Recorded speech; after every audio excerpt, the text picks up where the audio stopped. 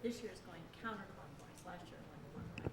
Good evening and welcome to a meeting of the Oak Harbor City Council. It is a special meeting tonight because it is Wednesday, November 7th. Normally our meetings are on the first Tuesday, but yesterday was election day, so our meeting tonight is a special meeting. It is 6 p.m. I'd like to call that meeting to order. I'd like to invite you to stand and join us in an invocation tonight led by Rebecca Brooks, Children's Ministry Director, Family Bible Church, and I will lead us in the Pledge of Allegiance right after. Rebecca? Thank you very much. I'm so honored to be here this evening. Our family just moved here on Christmas Day of this last year, and we love everything about it. So I'm thrilled I'm able to be here and just thank you for all of you do. Let's pray. Jesus, thank you so much for Oak Harbor. Thank you for creating such a beautiful city. Thank you for the city council members, for the time that they sacrifice, their energy, their thought toward helping making this the best city that it can be. Thank you for our first responders who sacrifice so much of themselves to help make this place as safe as it can be for all of us. And we thank you for our military who serve our country so well with well-deserved pride. We pray that tonight you will bless this meeting with wisdom, with discernment, with respectful communication, with cooperation and productivity. In Jesus' name, amen. Thank you, Rebecca. Please join me in the pledge. I pledge Allegiance to the flag of the United States of America and to the republic for which it stands, one nation, under God, indivisible, with liberty and justice for all.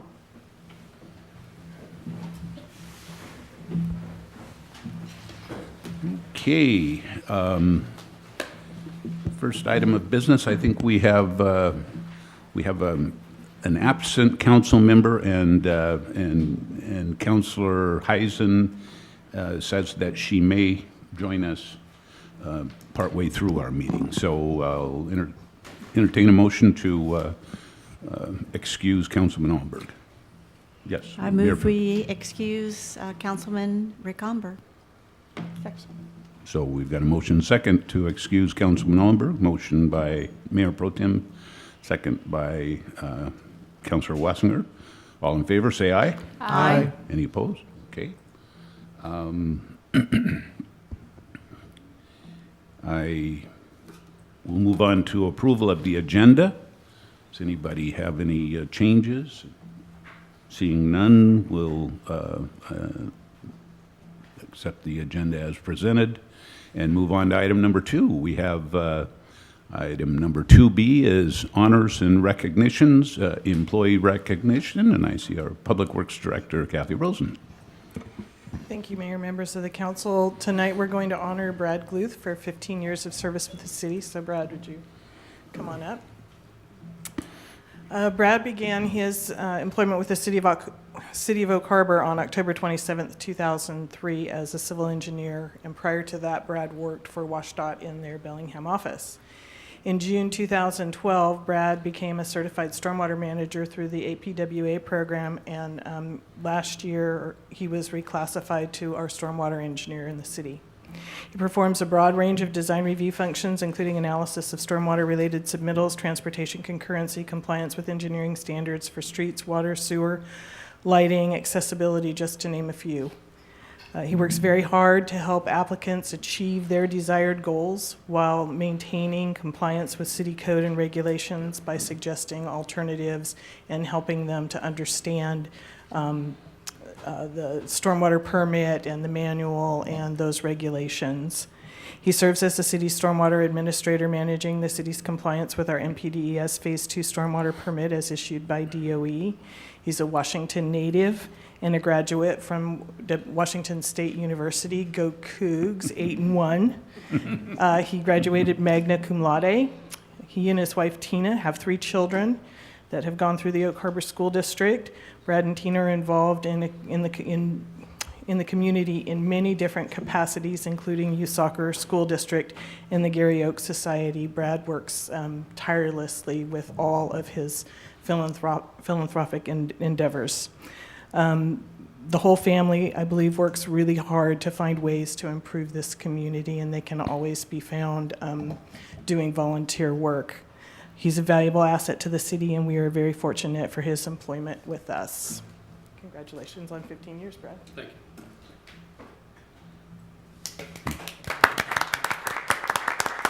Thank you. Thank you, Brad, for 15 years. We look for 30 more.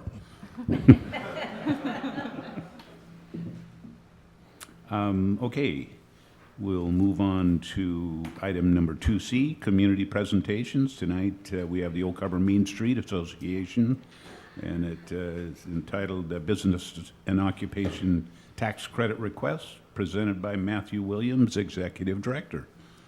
Mr. Hello. Williams, welcome. Hey, thank you. May I approach and hand out this real quick?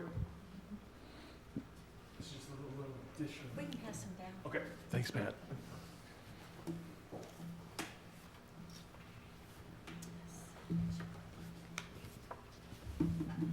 So I appreciate the opportunity to come here as the director of the Oak Harbor Main Street Association. And what this presentation is about is I've been before you previously to review our accomplishments in the past year. And so this is moving forward into 2019, kind of looking towards the future. So again, I just want to review how Main Street, the Oak Harbor Main Street Association is funded. We are funded through what's known as the Business and Occupation Tax Credit. This is a tax that is paid to the state of Washington, Olympia. Any private business, any for-profit business or municipality like the city of Oak Harbor pays these fees. And the interesting thing is that you can redirect these fees, this tax, from Olympia to your local Oak Harbor Main Street Association. You can keep that money local.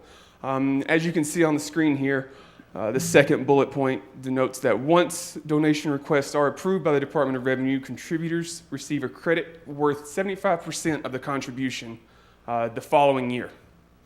So that is quite the return on investment there. Currently, as you can see, the Oak Harbor Main Street Association receives a contribution of $60,000 from the city of Oak Harbor, which entitles you to a $45,000 tax credit. My request is an additional $35,000 on April 1st when funds release.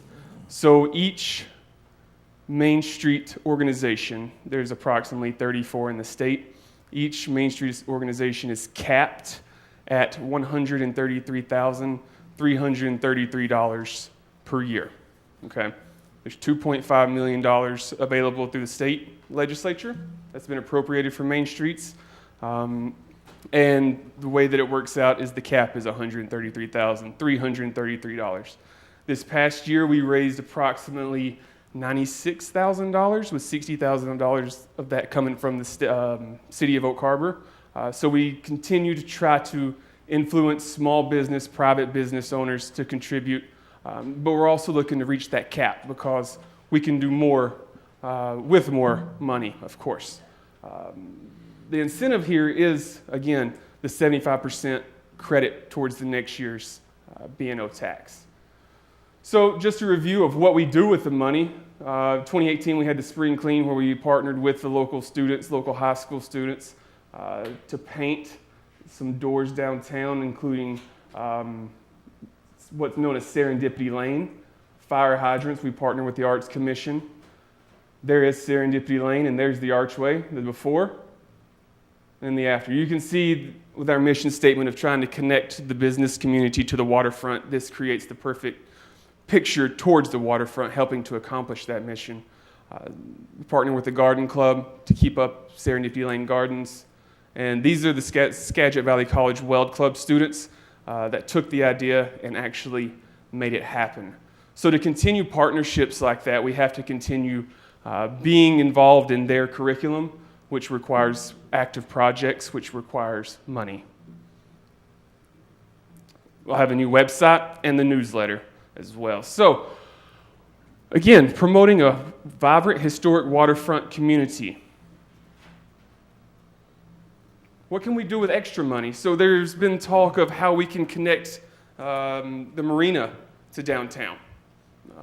One possible scenario there is golf cart transportation, roadworthy golf cart transportation, which also requires the purchase of a golf cart, the insurance of a golf cart, and all of the other intangible things that you can't see when a purchase like that occurs. Another idea, Wi-Fi. So public Wi-Fi will ensure a better connected society, more technologically advanced city, and it'll attract tourists, increase business trips. Travelers will be able to avoid high roaming charges, and the city will be a more attractive destination to visit. So this is an excerpt from an article that I found regarding public domain Wi-Fi, free Wi-Fi for downtown. The Wi-Fi on Seattle website credits the wireless network with aiding in the revitalization of neighborhoods that were served by the service. So when you create a public service, such as a downtown Wi-Fi corridor, those who may not be able to afford data plans or who wish to study or work remotely tend to navigate towards those locations, and we hope that location is downtown Oak Harbor. As you can see here, the left side represents a map of downtown Oak Harbor and singular Wi-Fi spots. And then on the right side, you can find a similar city locale that shows Wi-Fi coverage for their downtown area. Whereas we only have the singulars, other areas such as Coopville, such as Langley, have free public Wi-Fi. So we're looking at funding something along those lines as well. Again, these are just ideas that we could do. So what is the cost benefit of increasing the contributions? Well, first of all, B&O tax must be paid regardless. You're going to be paying the tax no matter what. It goes to Olympia, and then it stays in Olympia. Let's redirect that money to downtown Oak Harbor, and let's see the revitalization there. Secondly, with the approved contribution, you do receive that 75% credit. $95,000 receives $71,000, $250 worth in credit. And I would challenge anyone to try to find a similar return on investment for a tax that must be paid anyway. With the previous contributions, we always thank you for your continued support, your contributions, because without the money that's being supplied by the City of Oak Harbor, we wouldn't be able to do the things that we're currently doing and that we're planning to do in the future. So Oak Harbor Main Street Association thanks you for that. Now, if you have any questions. Any questions? Councilor Servadius. Just thank you on two fronts and encourage everyone that's watching to get downtown. Main Street successfully got the rest of the trees lit. I think there's a couple that need plugged in or something, but it's beautiful down there. So if you haven't been down there, make sure and get down there, especially during the holiday season. Looks really nice. Thanks, Matthew. Thank you. Councilor Watsman. So I think it's really important. On the back of this, it sort of shows how businesses can do this, can make the contribution and get the credit. I think, is this available somewhere for all of our local businesses to see how to do it and what the steps are? It is definitely available. I have more of those handouts in my office, and then also on my website, on the Oak Harbor Main Street website, www.oakharbormainstreet.com. You can also find links that provide information as well. Great, thank you. Thank you. Yes, Lane. Yeah, just when I was approached by the Main Street, Williams, about additional funding, I think I wanted him to be able to present to the council. I asked for the letter that kind of gives you a plan, and then also I asked for, asked for a detailed budget that's in your packet there, and you can see the total B&O. This is assuming that they get the increase, this budget here, of the $133,000. I think we were supposed to split it up, but the report somehow came out with the original one. There's splitting up between the city. The city's the $95,000, and I think the rest of the money comes from individual donations that they look for. And then this, what he reiterated, we're looking for your input here with whether we should go ahead and put this in the budget for an additional $8,750 would be the city's 25% contribution. We would do the full amount, and then the next year we would do it as a due from the state and receive the money the following year there. So we're already providing in the budget, the $15,000 match. And just to reiterate, they're asking for the additional, to be able to apply for additional funding. It's going to be in the second set, so if you go through his complicated analysis here, there's two pieces. They guaranteed a first piece, and that's what they've been getting. And then there's been, when doing their research, there's some second match, that's the second quarter that they can apply for. So even if we do the funding, if a lot of other main streets get on board and it's not available, or if the state cuts the funding, so our funding, the $8,700 would be dependent upon us filing, and we wouldn't provide them the $35,000 unless we got the acceptance and the approval of the grant funding from the state with that 75% match. That's correct. It's our hope that we could go out to the private businesses, to the small businesses, and raise that money prior to, but this would be helping to solidify the extra $35,000. In the case of what happened this year, we couldn't secure those funds. Councilor Wiesner. Thank you, Mayor. I just wanted to comment, Matthew, that most of you know I've lived here my entire life, and I've seen different groups come and go through the downtown, and I just wanted to hand it to you folks for having a strong, unified voice, putting your money where your mouth is. You've completed several projects downtown, and you guys have done something that hasn't been able to be accomplished for many years in the downtown core. So I wanted to commend you for that. And I just wanted to comment that I love the idea of Wi-Fi downtown. It is something that I've heard commented by many visitors to town that as an item that is sorely needed. So appreciate you guys. Thank you. Okay. So were you looking for action of some type? You're not expecting? I'm looking for input. Yeah, okay. So I okay. guess I didn't see any negative input, so we're going to go ahead and put it in the budget. You can Okay. always pull it out, but we'll go ahead and assume that there's a favorable input and put it into the budget. Okay. Thank you for your time. Thank you, Matthew. Okay, we'll move on to citizen comment period. Citizens may comment on subjects of interest not listed on the agenda or items listed on the consent agenda. To ensure comments are recorded properly, please state your name clearly into the microphone, and please limit your comments to 3 minutes to ensure all citizens have sufficient time to speak. And I see we have Mr. Potilla in the audience and coming to the podium. Skip, nice to see you. Good evening, Mayor, City Council.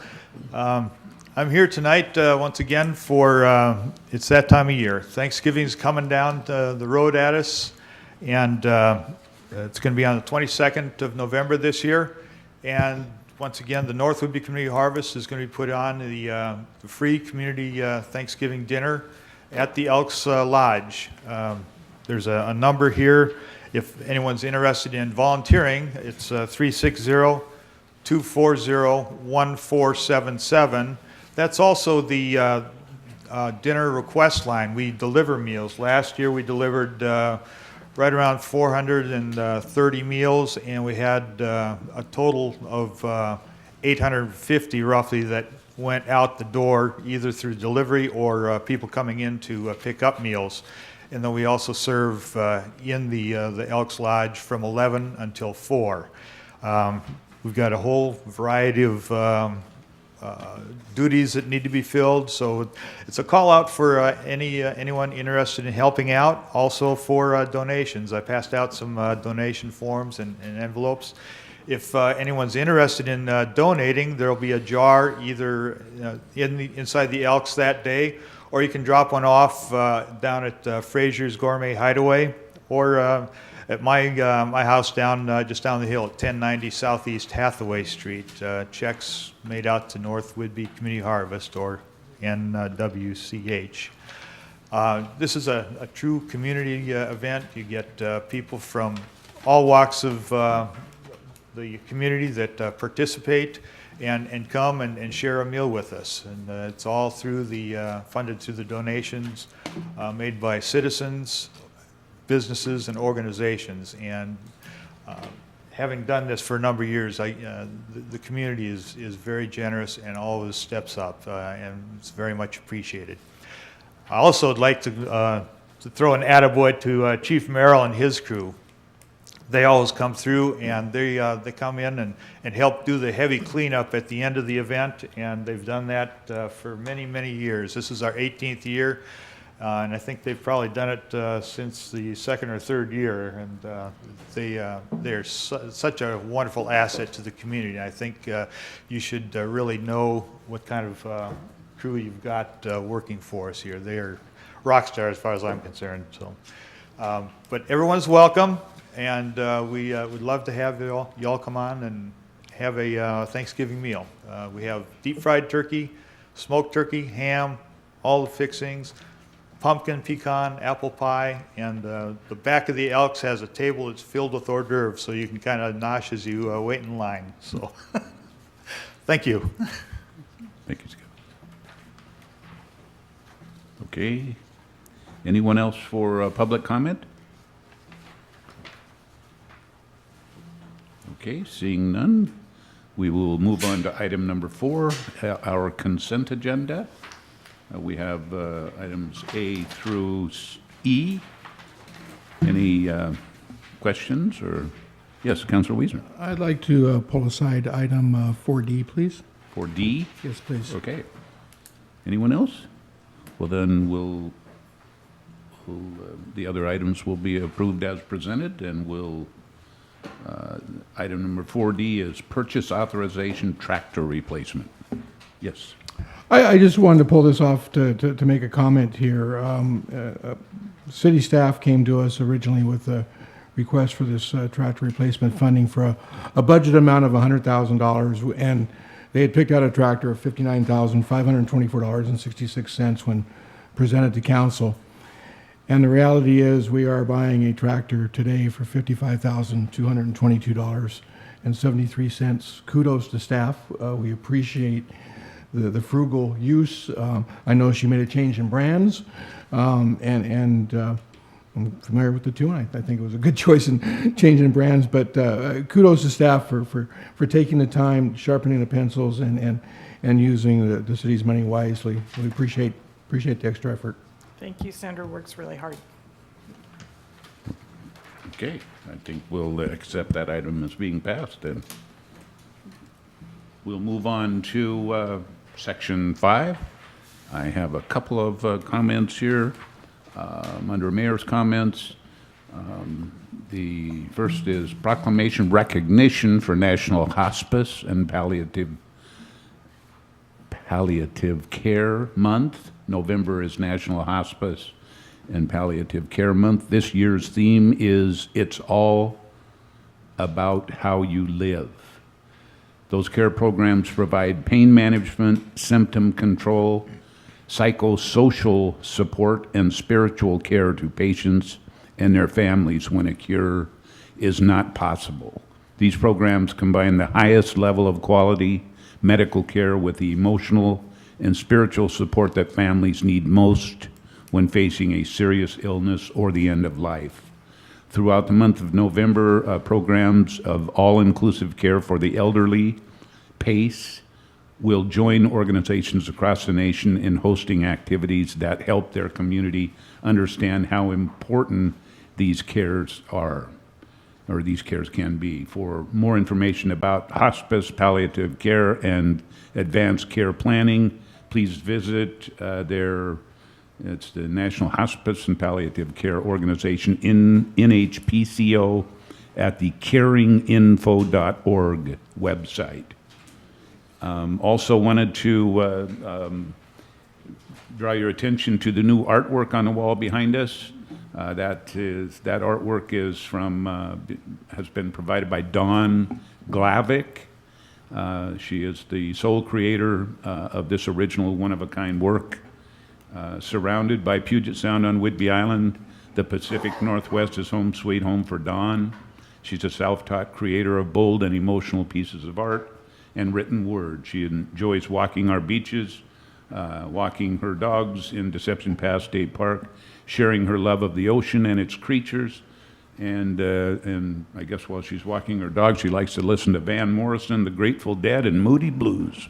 So, thank you, Dawn. I'd also like to close my comments by thanking one of our counselors here. Councilor Servadius has been like an employee this last month or so, maybe longer. We are changing our phone systems throughout our city, different offices, and Joel has been working night and day to help this city, and I can't thank you enough. Thank you, Joel, for lots of hours. Appreciate your help. So with that, I will turn it to our city administrator. Council? Oh, I'm sorry, council. What am I, geez, getting ahead of myself here. Mayor Pro Tem. Thank you.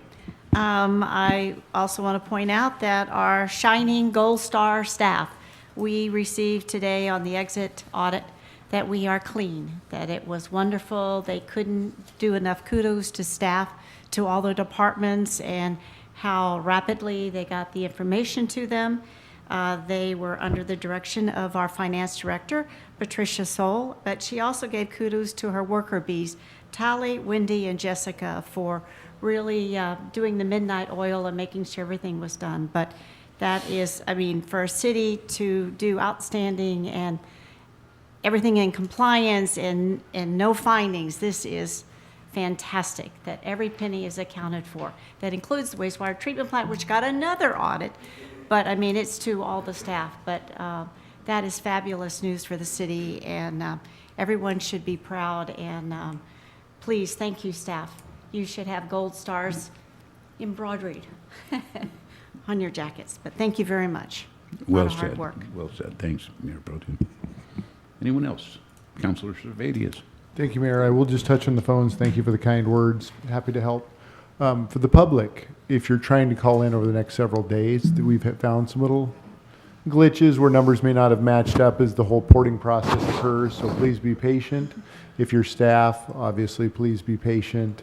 It will be, I think some of them, the folks that have had a chance to play with the system, it's a modern, it's very exciting, the capabilities of the system, and I think it makes us a better city, more efficient, more productive, and I think when the dust all settles, it'll be at probably a no net increase in cost, maybe a slight reduction, but we'll have a lot more features and benefits and some on-site folks. So some of the numbers, building inspections was one of those today that we're having some hiccups with. So if you're dialing in, if you watch this, and please spread the word, give us a week or two to get through all the little gremlins, and we'll be there. Thank you.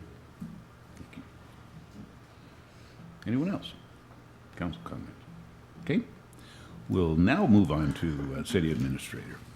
Yes, the clerk was kind enough to prepare a meeting update calendar here. It seems like next week is a very popular week for meetings here, so I wanted to make sure you're aware of it. We have the holiday on Monday, of course, and the downtown Veterans Day Parade at 1 o'clock. We'll line up at noon. Tuesday, November 13th, we have the first set of two, the part one of two for the budget. So be there and get inundated and learn all the operating issues we've been doing with the capital, but this will be the area of doing the operating, and we'll talk about some previews of the budget later on in the agenda. And then later that night, just to keep us all busy, go over to Anacortes, and we have the Association of Washington Cities Regional Meeting. So I think a lot of us have RSVP'd for that at 5:45. Wednesday, the Washington State Transportation Commission was kind enough to come to Whidbey Island and headquarter here and do their meeting in Oak Harbor all day long. So I know the mayor and I and a number of staff will be attending, and certainly council members are welcome to attend this very informative meeting on transportation issues in Whidbey Island. So good opportunity, and just to keep the day all busy here, the Washington State Department of Commerce, we talked about the community workshop, military and community compatibility. So I'll be attending that with staff and some of the council at 6 p.m. that night. Thursday, round 2 on the budget review, on a special workshop meeting at 1 o'clock. And then regular meetings after that on the 20th and the 28th. And then lastly, we'll talk about this later on, but I'll just plug it right now with the November 29th ribbon cutting for the clean water facility. So with that, we'll end with clean water and go ahead and turn the time over to Brett Arbison to give us the report. Good afternoon. It's time for our clean water facility project update. We've been very, very busy. I'm very, very happy to announce that Monday we started up a wastewater treatment plant. We hauled in over Monday and Tuesday 47,000 gallons of solids from Coopville. They actually stored up for us, so it was nice, and we'll get another 7,000 tomorrow. Anyway, we had these 25-liter tankers running about once an hour. So the first day we took almost 30,000. Then we ran them out of sludge on yesterday of about 17,000. So thanks to Coopville, it was a very smooth operation. We did get the plant going. We're building up the biology. We have the headworks and all the mechanical systems going. Yesterday, once we got the aeration system established, we started the membrane system. So we are actually putting out water out of the facility now. And I'll bring in the jars. This is what we're producing at the lagoon today. That's the effluent going into the Crescent Harbor. The effluent from our membrane facility. Quite a bit of difference. So we're quite proud of that, and this is what we're going to be doing from now on. Sorry. So it's been I wanted to say our project, we have to operate the facility, the contractors and engineers are going off of it, and I do want to say the operators down the plant have done a really excellent job. It's been as bad as trouble-free of a startup I've ever seen. I've seen quite a few. Takes a lot of professionalism, a lot of technical knowledge, and they're also very flexible in dealing with things, because for us to get it started, we run it in a lot of crazy ways that are not normal. So I really have to say they really work pretty hard. I'm really proud of them. Splash Park. This is what our Splash Park is looking like right now. This is all the boulders coming together. They're starting to form them, these the concrete things, but they still haven't got their final coatings yet with the coloring items. So this is starting to look really cool. We're going to see our pirate ship that's supposed to be arriving in a week or two. So this is moving right along quite nicely. This is what our park looked like on November 2nd. Starting to look like a park. We're working very hard at it. You can see a lot of the hardscape and paving and going on, and you can start to see the plantings in the north. A lot of work going on with that, and we're sticking with it. As I said, we are doing plantings right now, a lot of plant seeds, some trees going in, and we'll be taking advantage of the growing season this fall and next spring. This is our pavilion going up. This is, I think Langco is actually the contractor building this one right now. They're sub to P&L. So this is our pavilion getting built up, and that's the walls, the ceilings can be supported by. Anyway, recent activities, we are starting up, and we are doing what we said we'd do. Design operations, quite a bit. It's one of these things where it's like starting up your VCR back in the old days. We spent a lot of time making the computers talk to each other. So there's things there that we're asking, well, do we have the right app talking to the right app? So there's quite a bit of computer installation hardware. Our SCADA system is actually quite excellent. I've really been happy with it. Of course, we have little things to figure out, but it's going. Operators are still training. We trained this week on the centrifuges, and they spent all last week learning the membrane system. So there's quite a bit of that. And they're testing systems for real. So this one is going to be operating systems from now on. Construction-wise, a lot of ongoing equipment and testing and startup right now. Most of our activity is concentrated in the solids building. Getting the centrifuge is a big step for us because we can't run the dryer till the centrifuges work. We're about less than 80 workers on site, and that's going to be going down steadily from now on. Quite a bit of electrical installation going on, mostly in the solids building. A lot of our electrical work we can't really finalize till we get ready. It's a lot of instrumentation we can't install until stuff's up and operational. So part of it right now is making sure that all those run and they're saying the right thing. Windjammer Park, most of the earthwork is done. The irrigation is just about complete. I think we're about through with that. Fine earthwork, you can see a lot of topsoil going in right now. We can't do much on the south side till we get those 2 buildings built because we're driving on it. So that'll probably mostly take place in the spring. Hardscape and paving, that's well underway. We're basically pouring every day in concrete, and most times we're getting in. We're probably running 6 or 8 trucks a week out of there, or a day out of there. East Kitchen, West Kitchen, and Pavilion are well underway. They'll probably be pretty much finished off by early to mid-January. Of course, our splash park is underway too. Budget-wise, this is the same numbers that I presented last week, so I'm really not going to repeat them, but we still have $17,900,000 to spend on the remaining balance.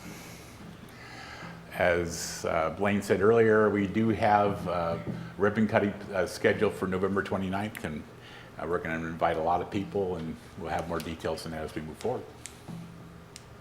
Schedule-wise, it's very complex right now. It's hard to consolidate it, but right now we're on schedule to have the solids and sewage start up complete by the end of December. We'll be working on the park through this winter. Right now we are planning on transferring the lagoon to the Navy. We did send formal notice to DOE that we're out of there, and so that's going on there. Then all the park will be pretty much complete by the spring of 2019, with the anticipation of a big grand opening for the 4th of July. Public outreach, of course, you can always reach us at oakharborcleanwater.org. You can call our project line at 914-7000, or our work extensions. You can reach us at emails at treatmentplant@oakharbor.org. And right now we can't do, I try to do tours whenever I can, but right now we're just too busy, long hours going in. So hopefully in a couple of weeks we can get some people out for tours. Though I would encourage council members to come down and talk to the operators. They deserve a pat in the back. Questions? Questions? Yes, Councilor Wiesner. Thank you. I just have a comment, Brent. I've had, as you know, I've had a couple of public inquiries. Yeah. I've gotten those over to you. I've gotten fantastic, detailed, great, quick responses back from you, and I appreciate that. I just want the public to understand that, you know, we're here to answer their questions and concerns. You know, some of the concerns that have come forward have been founded and some quite unfounded, and it's real important for the public to understand we are here to help answer their questions through this, and you guys are doing a great job, and I appreciate the detailed responses I get when we do get the constituents asking questions. Yeah, Thank you much. Talked to a lot of people around town. Yep. Thank you very much. Councilor Servades. Thank you. Brett, could you leave those, I don't know if there's the best spot or maybe next to Carla, just so we can put a white I was going to sheet- put it by your water. just put a white sheet of paper behind it. I think Yeah. the current sample actually looks pretty clean compared to what I thought it was. It's more, It's actually pretty good for today. yeah. So I think it's important for the public to realize too, you know, for the next 50 years, what a difference this will make, hopefully, for the environment, what was going out there versus what will go out there now. Yeah. Councilor Wassinger. Yes, that is very exciting. My neighbor is an engineer, and he was very excited last summer. We were talking about seeing a whale in the harbor, which we don't see very often. Sometimes we do, and he told me that he expects to see more, hopefully, wildlife in the harbor and near our marina, and for all of us to enjoy in our beautiful view. So that, you know, I think that sort of shows that it can be done, and it'll be great for Oak Harbor and the water. So thank you. I also wanted to, I know in our consent agenda that we approved the replacement of Bailey's playground in the park. And Corey Johnson, who is Bailey's dad, has started a GoFundMe and asked to spread the word. They're going to be looking for volunteers in the spring to, again, just like they did with the original one, to help put it all back together. I know we're working hard on the equipment, and maybe they want to raise some money to have some added equipment. So it's a GoFundMe. It's Rebuild Bailey's Park, organized by the Bailey Playground Committee. So I thought I would put that out there for him, and it's on Facebook as well, and on Corey's page, and I've shared it too. I also want to say that I've been out and walked around the park a couple times this week, and it's looking very good, and it's exciting, and I love seeing all the planting and the splash park starting to come together. You can really see it now if you just walk along the trail that's open along the water. So thank you. Anyone else? Okay, thank you very much, Brett.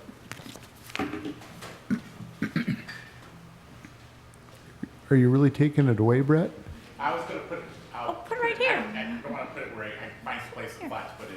But if Tim can hit it with the camera, if you take it, he won't be able to see it. Put up here in front of the mayor. Turn right, turn right. Wow, what a difference. It's obvious.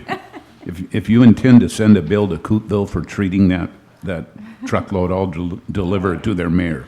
No, they were quite gracious. Oh, okay. Give us their rooms.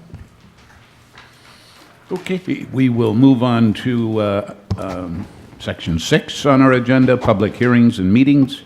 To speak out during a scheduled public hearing or meeting, please sign in, and if you don't, you'll still get a chance, providing at the time we've discussed the item. To ensure comments are properly recorded, please state your name clearly into the microphone. Please limit your comments to 3 minutes to ensure all citizens have sufficient time to speak. And so item number 6A is 2019-2020 draft working budget. And I see we have our Finance Director, Patricia Soul. Good evening. I'm going to wait for the papers to get passed around.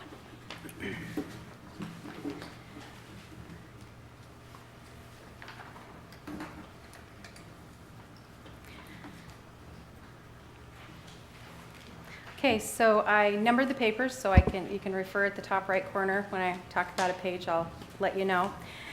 Before I start going into the details, this is a draft summary of where we're at in the budget. There's some decision points that we're bringing forward to you guys when we look at fund balance and options. What I've budgeted is before the options are implemented, so I just want to quantify that. The first page is a summary of 2019 and 2020. And I've included some stuff that I've heard council has been interested in. So when we talk about fund balances, in 2019, you have 2 columns that deal with that. The first column is what we estimate our beginning fund balance budgeted will be. The second column is what we unbudget, so that's our 3 months of reserve. That's the amount in any of the operating funds that we keep on the side, so it's sitting there for emergency purposes. It has revenue, total expenses, and then the ending fund balance in 19, which carries over to the beginning fund balance in 20, with the revenue and expenses at the point we're at now, and then what the ending fund balance would look like. There's going to be a more detailed presentation of this when I present the November 20th. This is just the summary. The detail will have payroll broken out, interfund transfers broken out, operating and capital all broken out per year. But I just want you guys to see where we're at in summary now, since these numbers may not be what you see in the final 20. It's just where we're at today. So if you want to, I don't want to go through every line item. This is more for your guys' purview, but basically this gives a picture of general fund, and all the expenses are broke out there. And then every fund that we have in our operating, specialty funds, our utility funds, our cumulative reserves. And then at the bottom is our project funds that we're setting up this year and that have been set up in the past. So we've separated those out. It'll be easier to track the inflows and outflows on November 20th, but this is just kind of getting you an idea of how we're trying to give you an overall summary of everything that's going on. I won't go on if you guys have any questions. So this is kind of a big spreadsheet, but it's more for you guys to just kind of look at, and if you have questions later, just to kind of give you a picture of where we're at in the overall budget. No questions? Okay. Page 2, I go into more detail on the general fund because that is always our fund that's not the funnest to budget, to balance the budget on. So this one I gave you back to 2013 to look through to see the changes. Some of the areas that you'll notice, like City Council, their change from the 18 budget to the 19 budget has to do with benefits. What we budgeted in 18 didn't account for some of the changes that were made to benefits. People changing plans, adding dependents, council members coming on with dependents, council members going off that didn't have dependents. So this is a change that seems like a big number, but you guys have a very small budget, so that's why it seems so large. Judicial, the contracts for the municipal court expenses and some of our contracts went up, so that's that 14%. The mayor's budget, that's purely benefits. And human resources went down because we didn't budget they budgeted an 18 a half-time position, which was denied being filled, so we didn't budget that so far in the current budget. When you go down to general governmental, that's low because we haven't identified what our transfer to the senior center is going to be. That's part of the decision-making that council can help with.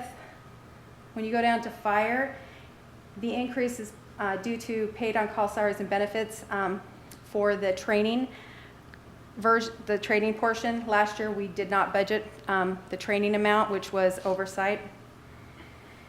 And then the final one is parks. That one went down because of reduced capital outlay. We have capital outlay sitting there higher this year for parks than we do in 19 and 20. So that's where we're at today. I'll give you more detail when we get to the final numbers.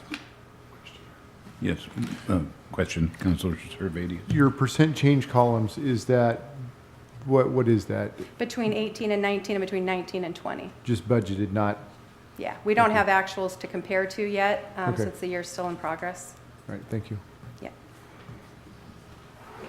Anybody else? Anyone else this time? Okay. So now we go to the decision-making side, or at least the seeking input side of the meeting. So 3A and 3B go together. Let me describe both of them. 3A is a summary of the options. 3B is the positions that have been requested for 2019 and 20. So if you look at 3B first. So you've written 3A at the top of one. Yeah, 3A is the one that we'll go through in detail after we understand And the next page is 3B. 3B. Oh, big one, okay. So let's look at 3B first. 3B lists all of the requested positions for general fund and for the other funds. So if you look at the total requests for general fund, it's 629,730 value under the total in the pink column for 19. And in the 20 column is 888,816 that would be drawn out of the fund balance. The ones that are down below are senior center. That's increasing a 3/4 time position to a full-time position, so adding a .125. That has been budgeted. Interpretive center attendant, it's for 20, and that is not budgeted at this point. Marina maintenance attendant, that is budgeted for 19 and 20. That's not budgeted at this point. The water specialist 1 is budgeted in the utilities budget at this point. Doesn't mean it's a final, it's just in there. Same thing with the IT specialist. It's been put in the, I call it 505, but it's our same place we had Oak Harbor School District, the 502 fund. So that has been budgeted as part of the interfund transfers. So I list different options. So if we go back to 3A, you're going to have to look at both of these at the same time. So in 3A, I start with our current general fund beginning balance, where we started. We'll start 19 based on our estimations. Then it shows us our current general fund deficit, which is on page 2, the number 2. It shows at the bottom. That one stays consistent all the way through all the options at this point. Unbudgeted, but calculated a 2.25% COLA for the non-reps, which is the same as the police department received. Senior Center, they received an $88,000 endowment that was added to a $64,000 around that reserve. So their reserve right now would be $149,875.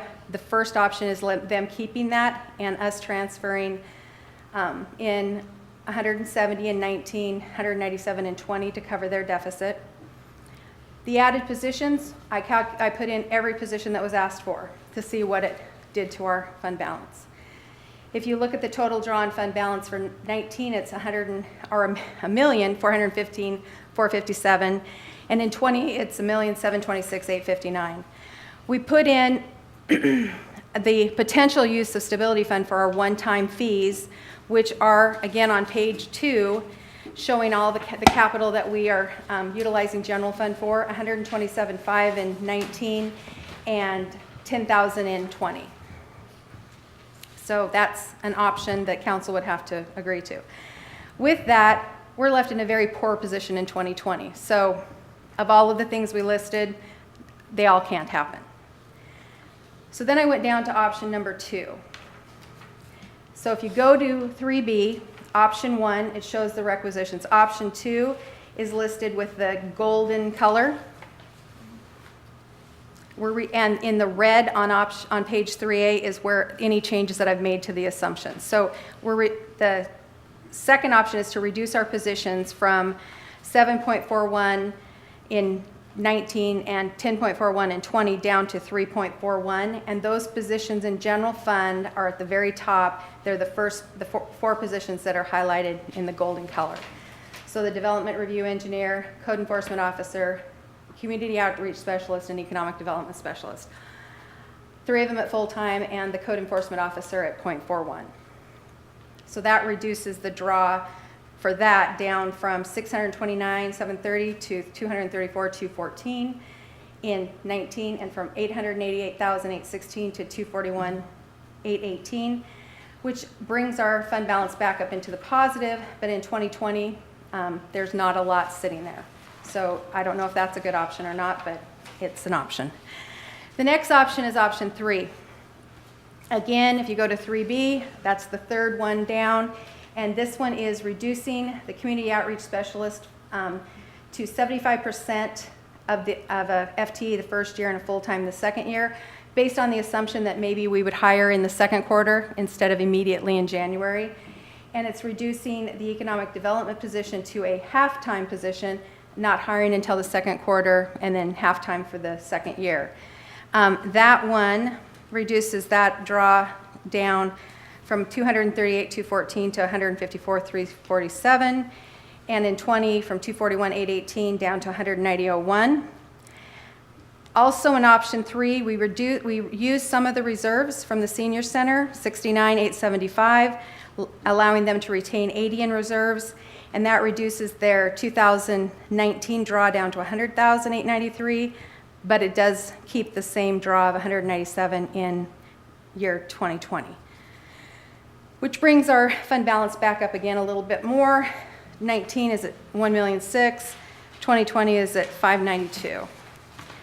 If you go to the second page, I gave you lots of options. None of them are fun, but I'm just giving them out there. So, option 4.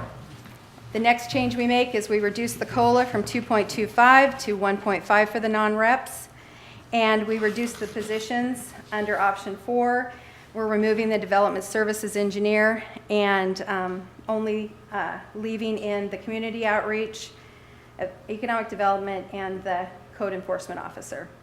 That brings our fund balance to $1,666,60 and $742,853 in 2020.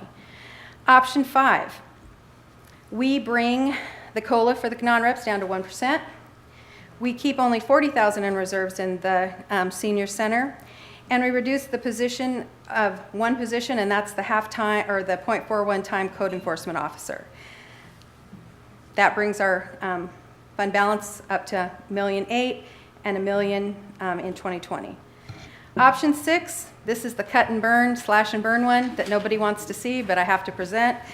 0 COLA, 0 in reserves for the senior center, and no added positions. That leaves our fund balance at $1,009,000 and $1,002,000 in 2020. So all of these show some draw on fund balance. Some of them are much greater than others, but that is the point we're at where I'm not sure what council would like to see us do. So, and I know the mayor and Blaine will be having comments on this too, but I wanted you guys to weigh in on how we can get this budget balanced.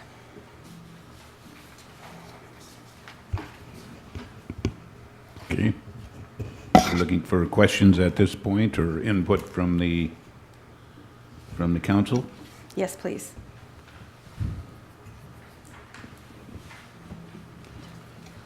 I'll ask if, at this point, I'll ask if there's any comment from the public, if there is, regarding this item. And come forward and state your name in the microphone. And okay. City Administrator? Yeah, I just know this is complex, but in trying to be transparent, we mentioned when we were going through this process that we were going to show everything that was asked for and show what areas we're cutting and how we're balancing the budget. So, and I really want to thank Patricia Soul, the finance director, and her staff for taking a new city administrator through this process here. I know I ask a lot of questions and caused a little bit extra work for her, but I really appreciate her patience in dealing with me, and I think this is a really significant issue. And when you can see the total budget here, we're talking a lot of money here with we're talking $70,000 in 2019, or $70 million, excuse me, I gotta get that right, budget, and a $65 million budget in expenses for 2020. So these are quite large budget with all the funds together, and so it's a very complex issue here with all the transfers and such, but I really appreciate the effort in trying to boil it down, and she did, I think Patricia did a good job of kind of giving you an executive summary here so you can kind of see where we're going, see what the changes we made, and see what options we have, and I really appreciate that. When Patricia was in my office this last week, we talked about options, and I think this is a step that you haven't seen as much of in the past when we're in our budget preparation time period. So I suggested that she prepare certainly more than one option. Wasn't sure that we were going to see 6, and you know, it's probably. I could have provided 12, but I figured 6 well, would probably be enough. It's nice to have options to consider, and I think it's good for staff too to you know, get an idea. And I know. They have requisitions for staffing, and this is a good way to, I mean, we have to look at it this way, costs, so. I'd open it up to council. Yes, Councilor Wassinger. First, I have a question on the revenue history for the sales tax. I see in 2017. Oh, I'm sorry. The second page in the put together the revenue, general fund revenue and expense history for the sales tax in 2017. I assume that is an actual for 2017. Yes, it is. The 4.1 million roughly, and then it kind of drops down budgeted in 2018 to 3.4.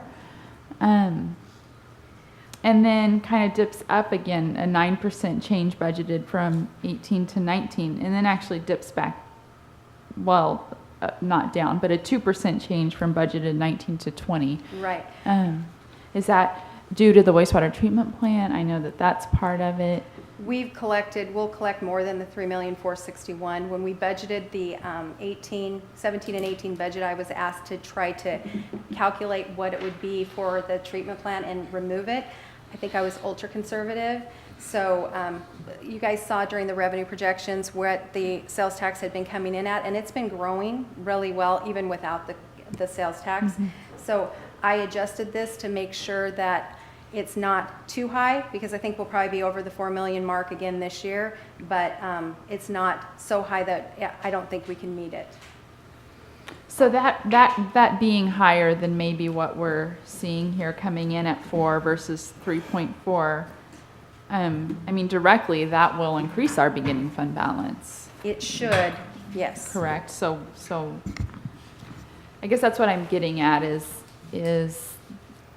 We tried to analyze the revenues that were coming in, the ones that came in higher, we increased the fund balance by that. So we tried to account for what we knew versus what we budgeted. So we did try, or hopeful that we're getting it close, but. okay. Thank you. Thank you, Mayor. First off, Ms. Solai, thank you for the options. I appreciate that very, very much. I do have a question, other? Asterisk. Yes. You know, I was going to bring that. It's in the revenue projections. I broke out the other. It involved liability insurance premiums, some other odd things that aren't typical large amounts. And as you see, they vary significantly year to year. I'm trying to think. I did not bring that. Yeah, I mean, apologize. just looking at the trend, and again, I'm looking on the draft page 2.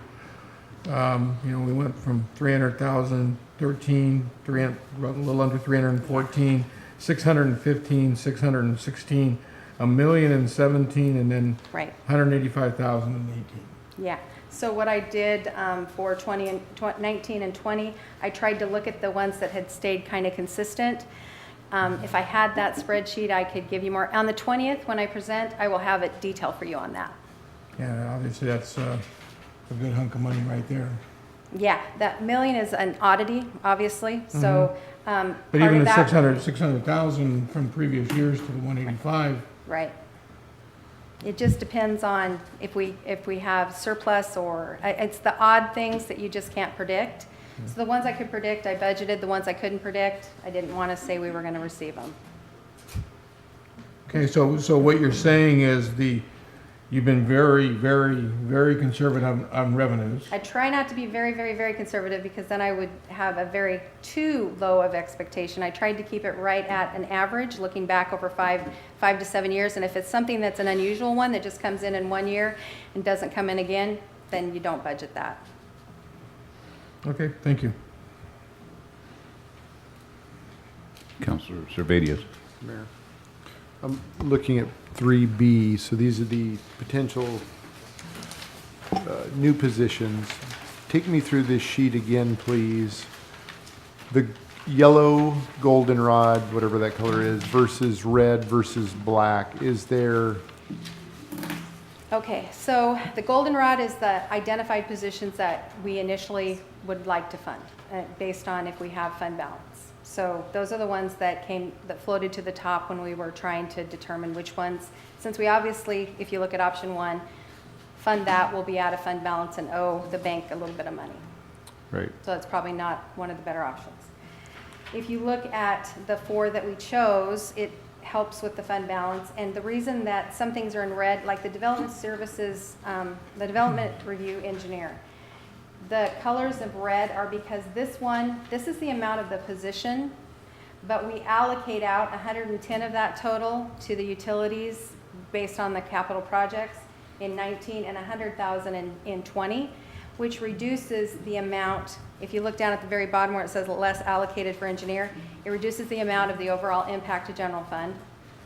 And if you look down on option 4 or option 5, the cost after you take the allocation off is $31,911 and $28,681 estimated based on the allocation out to the other funds.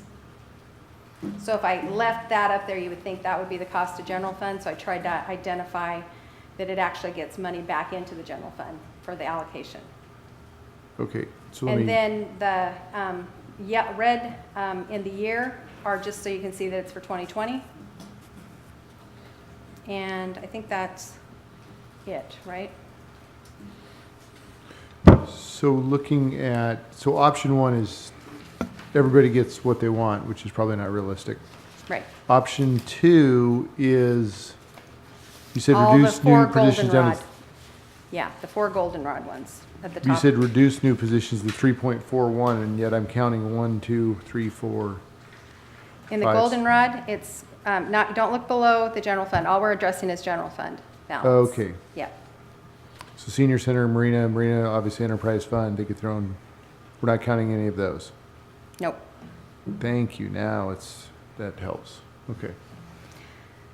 I'm good at the moment. Okay. Let me just digest. Okay.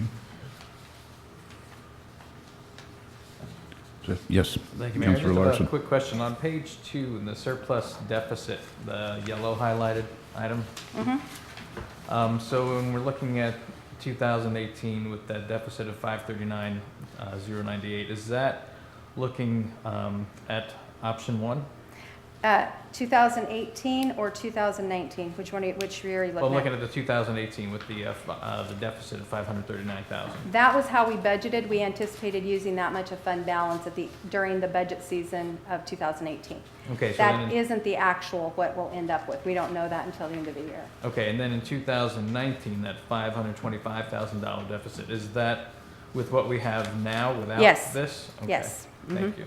And that's how, if you look at 3A, you'll see that the general fund deficit is the second line. You got the general fund beginning balance, and then you have the general fund deficit. That stays consistent through all of the options. Okay, thank you. Yep.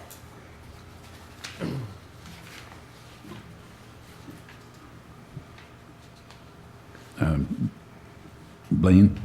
Yeah, back to 3B. Just want to highlight that in trying to tighten up the positions, we originally in 1 and 2 have the economic development as a full-time position, and then option 3 and latter, we pushed it down to a half position.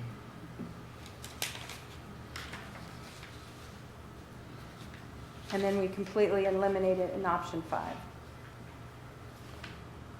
Them.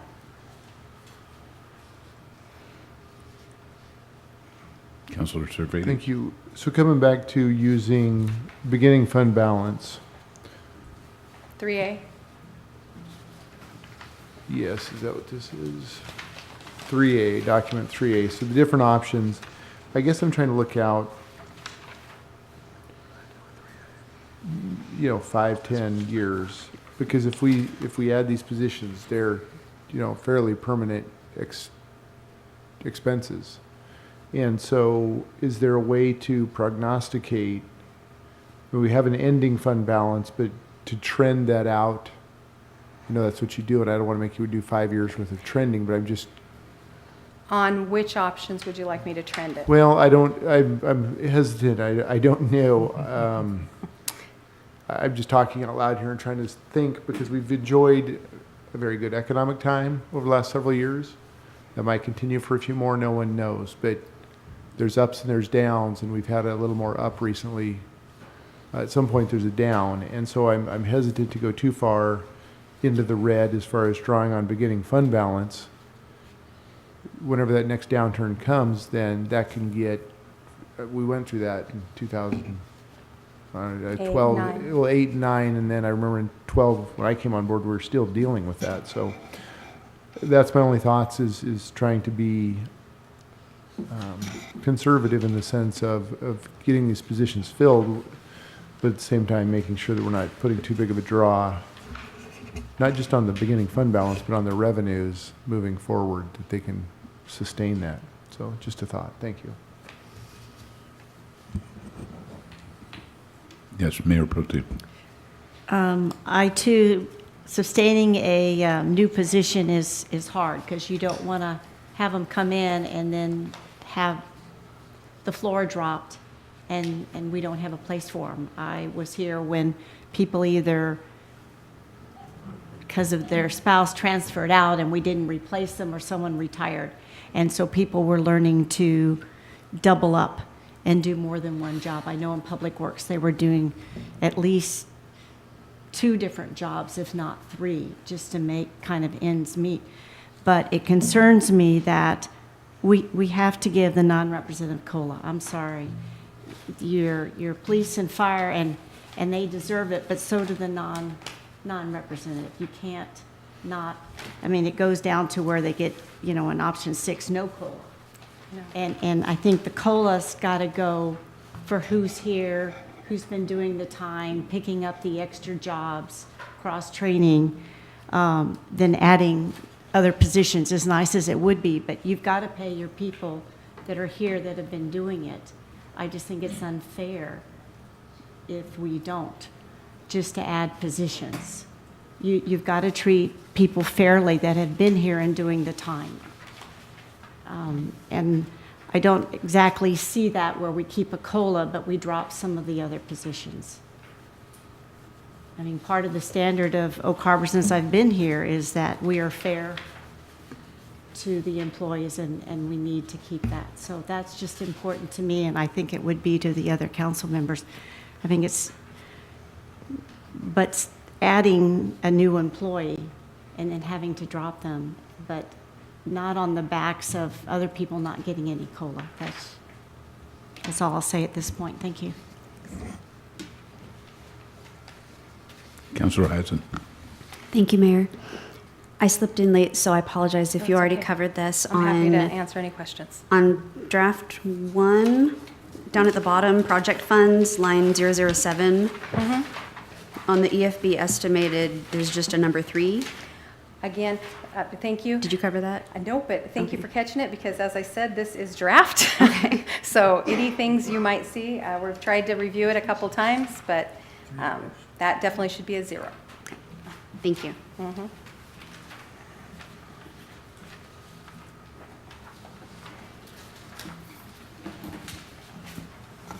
Anyone else?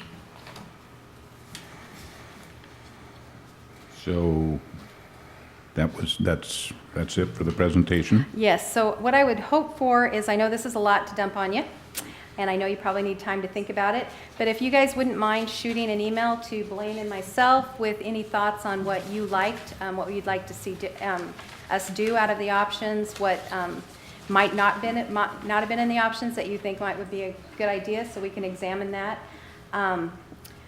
We're going to be coming back, like Blaine said, on the 13th and the 15th with presentations, but basically the only thing that's going to be presented are departments that have significant changes.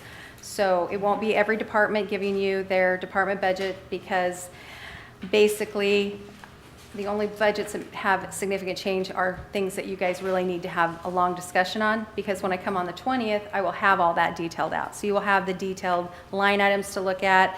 You'll have the comparisons of payroll, operating expenses and stuff to review. All of that will be presented. I'm hoping that we can bring a final budget on the 20th, but we're left with a lot of questions here. So I know the mayor and Blaine will have input on this. But if we could get your input too, that would definitely help the process. Councilor Servades. Thank you, Mayor.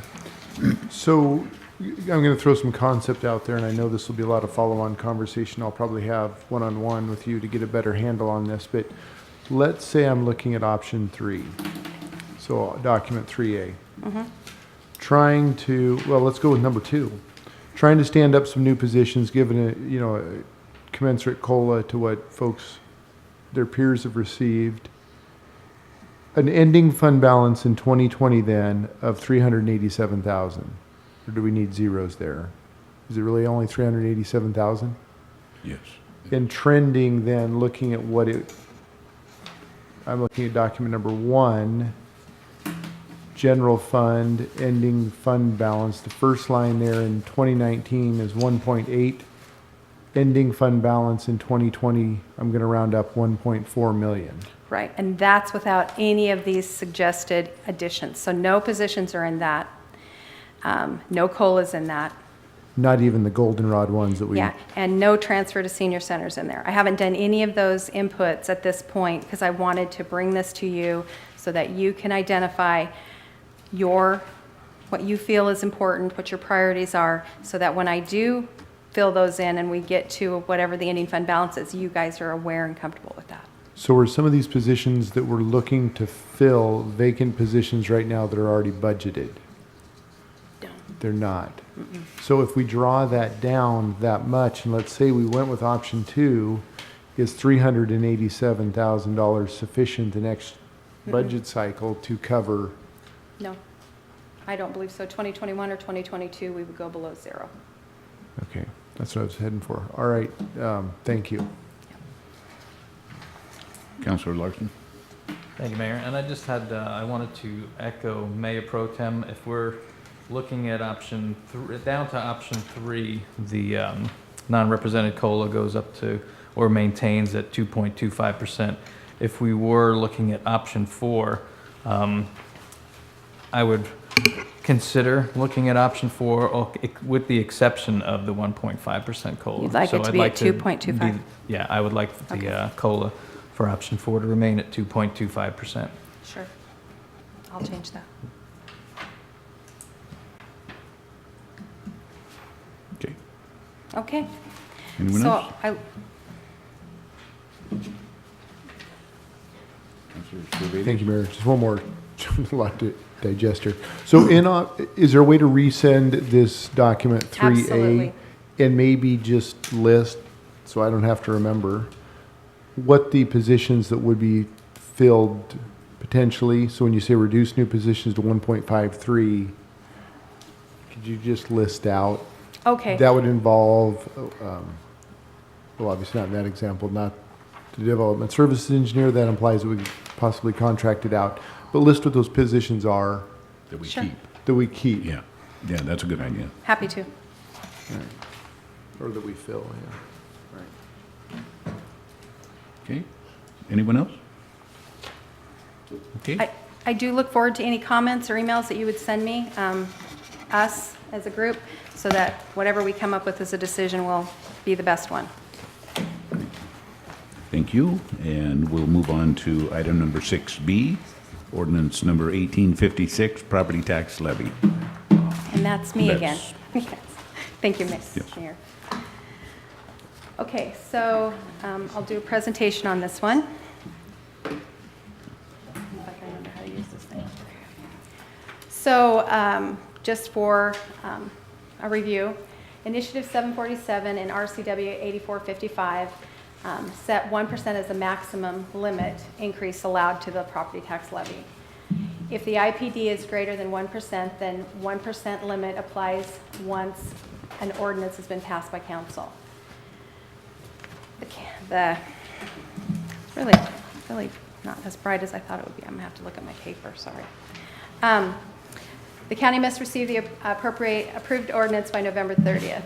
If the IBT is less than 1%, 2 steps must happen to receive the 1%. The ordinance must be passed by council asking for the 1%, and a second ordinance of substantial need must be passed by council. We don't have to worry about this year because the IPD came in at 2.169. Okay, help. I don't know what I did.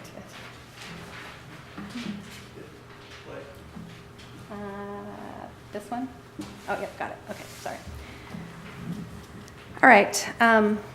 So I did a graph, of course, because graphs are wonderful. This shows the IPDs from 1998 all the way through 2018.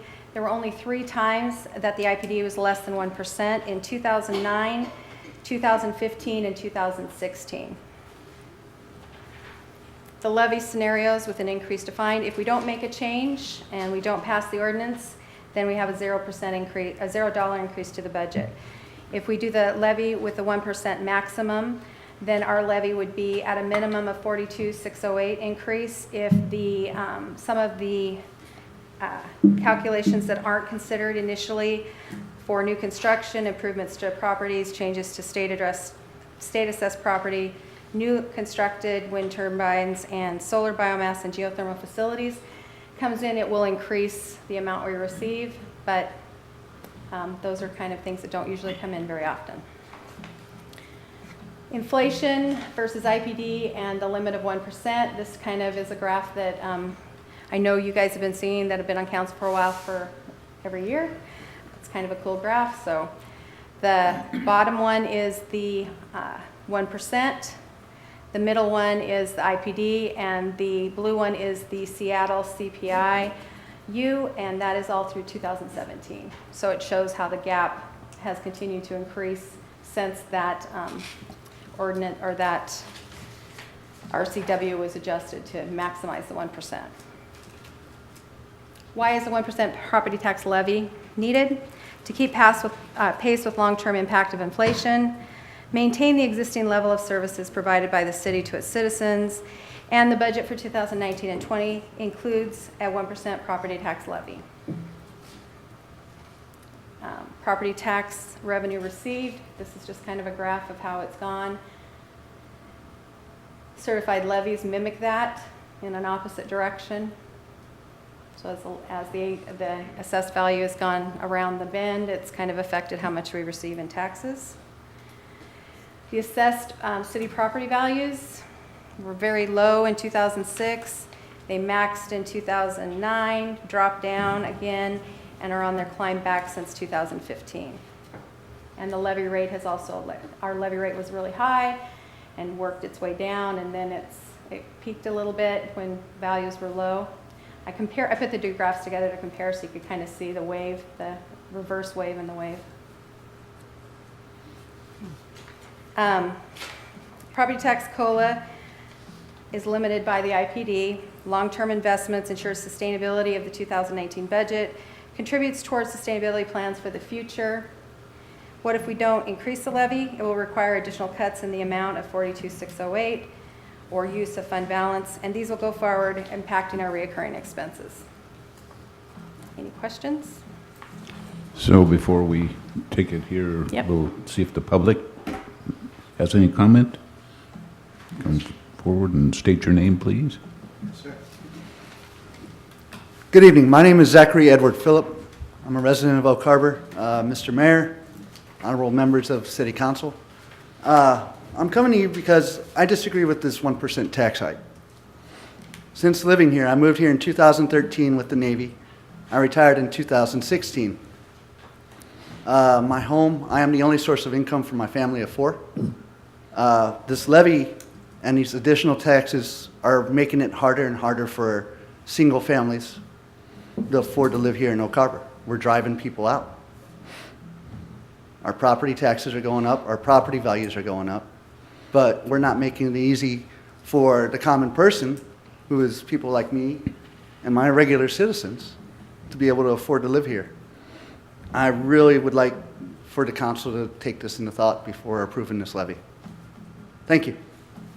Thank you. Anyone else? Public comment? Okay, we'll come back to Patricia and City Council. Councilor Heisen. Thank you, Mayor. Can you give us some context for this? If I owned a $200,000 house, how much would this cost me a year individually?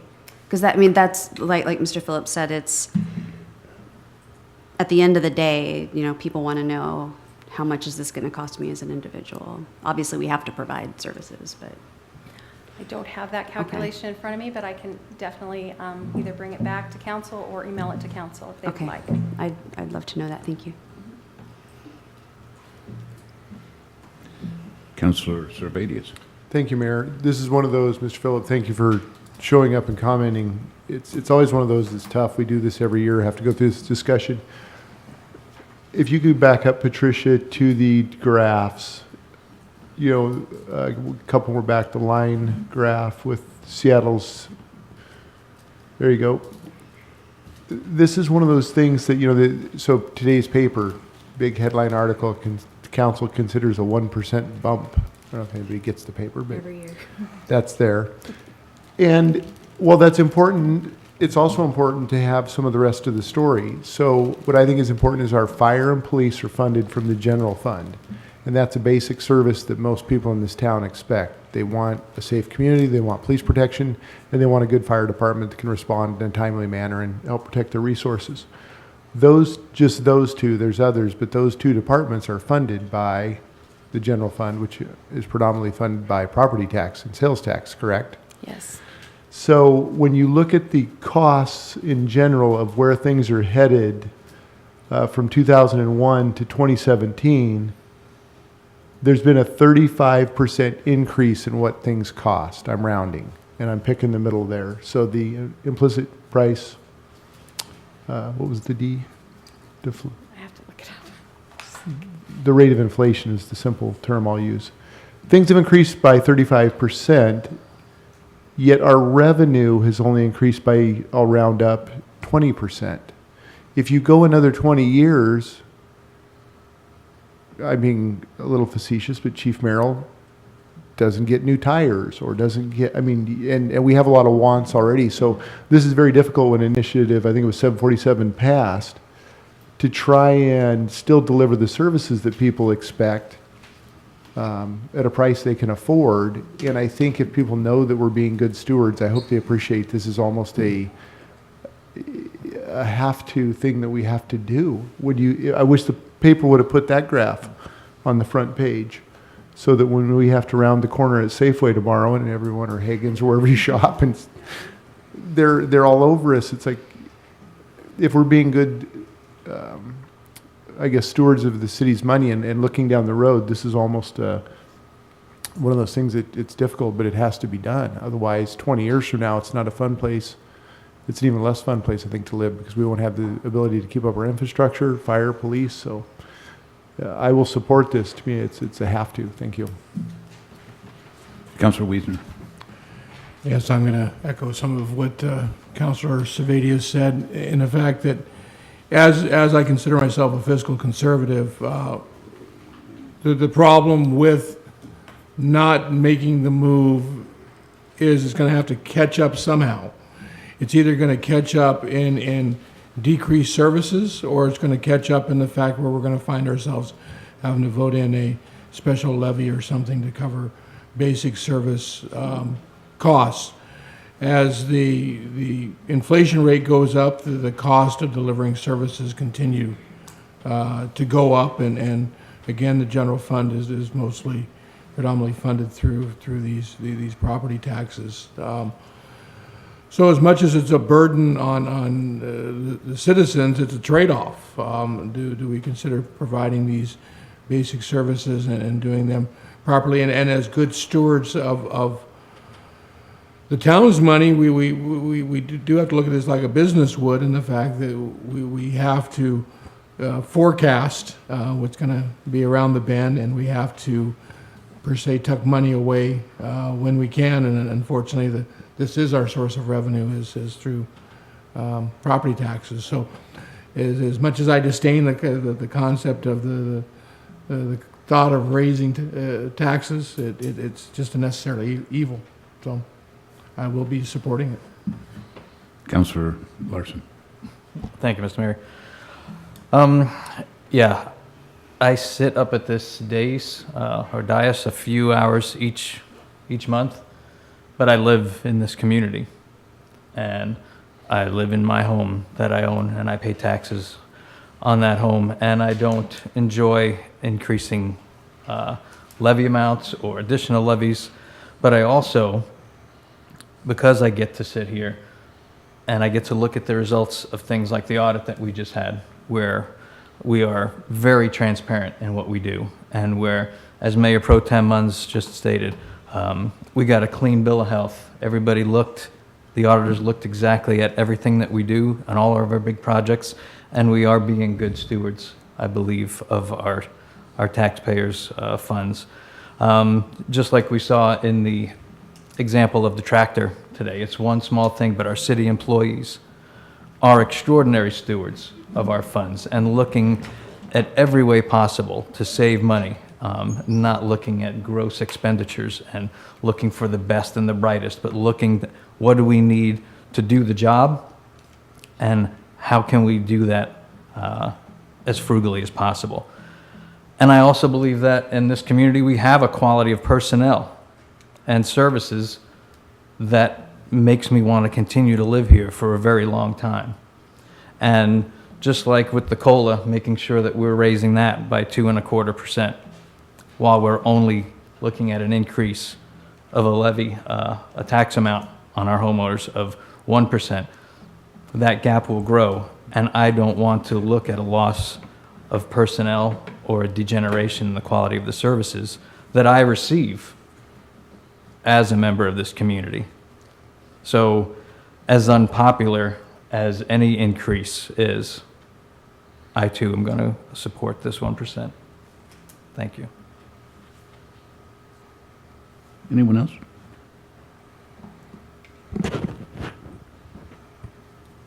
Councilor. Want a motion? Sure. Thank you, Mayor. I move that we adopt ordinance number 1856 to increase the property tax levy by 1%. So we have a motion and a second as the recommended action in your packet. Motion by Mayor Pro Tem, second by Councilor Heisen. Any other questions?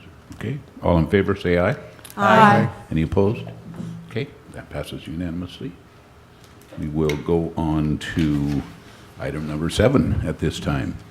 Ordinances and resolutions. Resolution 18-24, National Pollutant Discharge Eliminate System in PDES Phase 2 Permit Comments to Washington State. We have our Development Services Director, Kathy Rosen. Thank you, Mayor, members of the council. We talked about this at your last workshop. The City of Oak Harbor has been operating under an NPDES Phase 2 permit for municipal stormwater since 2007, and our current permit's going to expire on July 31st, 2019.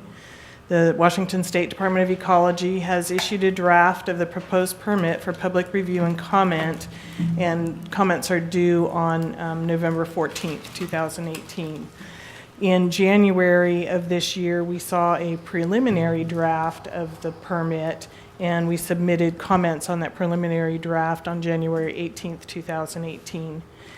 The draft that we are currently looking at has some minor changes in sections such as public education and outreach, illicit discharge detection and elimination, mapping, controlling runoff from new development and redevelopment construction sites, and monitoring. And those we think we can absorb within our current program.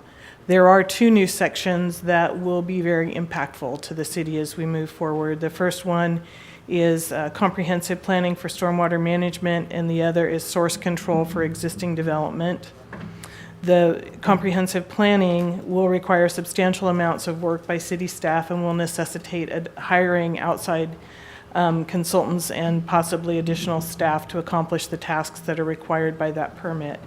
As the only permittee in Island County, it's not likely that we'll be able to complete the required tasks as part of a regional effort and share those costs with other governmental agencies. And so we'll have to bear that burden ourselves. Without funding from Washington State to offset the cost of hiring staff and consultants, our stormwater utility ratepayers will bear the full cost burden of this unfunded mandate. The other new section will require the city to inspect certain types of businesses that have been legally established under previous regulations and potentially require them to change their operational practices and possibly implement structural best management practices to address the potential of stormwater pollution from those existing land use activities. This will require additional staff and has the potential to affect the economic viability of some existing businesses. What you have before you tonight is Resolution 1824, which includes the city's comments regarding the draft 2019 pollutant discharge elimination Phase 2 permit for Western Washington. It's got 2 attachments. One, the first attachment is the letter that was sent to Department of Ecology in January of 2018. And the second attachment is some specific technical comments that our stormwater engineer has regarding how the manual and the permit would work together or not work together. There seems to be some conflicts within those documents. At this time, we're recommending that City Council adopt Resolution 1824 so that we may send those comments to the state DOE regarding this draft permit. Okay, we'll see if the public has any question. Okay. Seeing none? We'll- Council? Councilor Wiesner. Ms. Rosen, I just want to thank you for your efforts on this, and I want the public to know that the council has been watching this quite carefully. I've made it about halfway through the new NPDES2 manual. Not great reading. Obviously, it's you know, some unfunded mandates that we're, you know, mostly raising red flags about, but I just want the public to understand that, you know, these are things obviously out of the city's control, but the city is doing everything they can, and city staff is doing everything they can to learn about these new regulations, get in there, be preemptive, give comment, and I'm happy to see that this is going out in the form of a resolution. So we are sending a very clear and distinct message to the Department of Ecology from the City of Oak Harbor, the mayor, and its council as to our opposition to some of the matters in the revised NPDES2 that'll have a great impact not only upon the city, the staff, what our obligations are, but could have a impact on many of the businesses in Oak Harbor. And staff has really come to the forefront of this and are really doing everything we can to get ahead of it, and I appreciate the time that you've spent. I know Brad Gluth has also spent a considerable amount of time on this, and we appreciate that. Councilor Heisen. Thank you, Mayor. My comments are similar. I think that staff nailed it on this.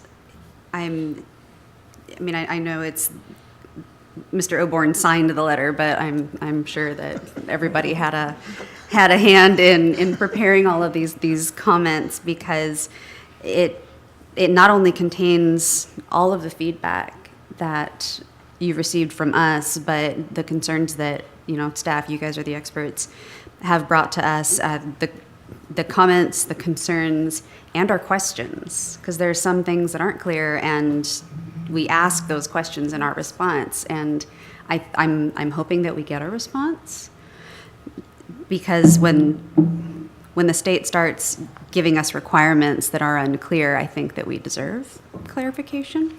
So, and the resolution, I think that we,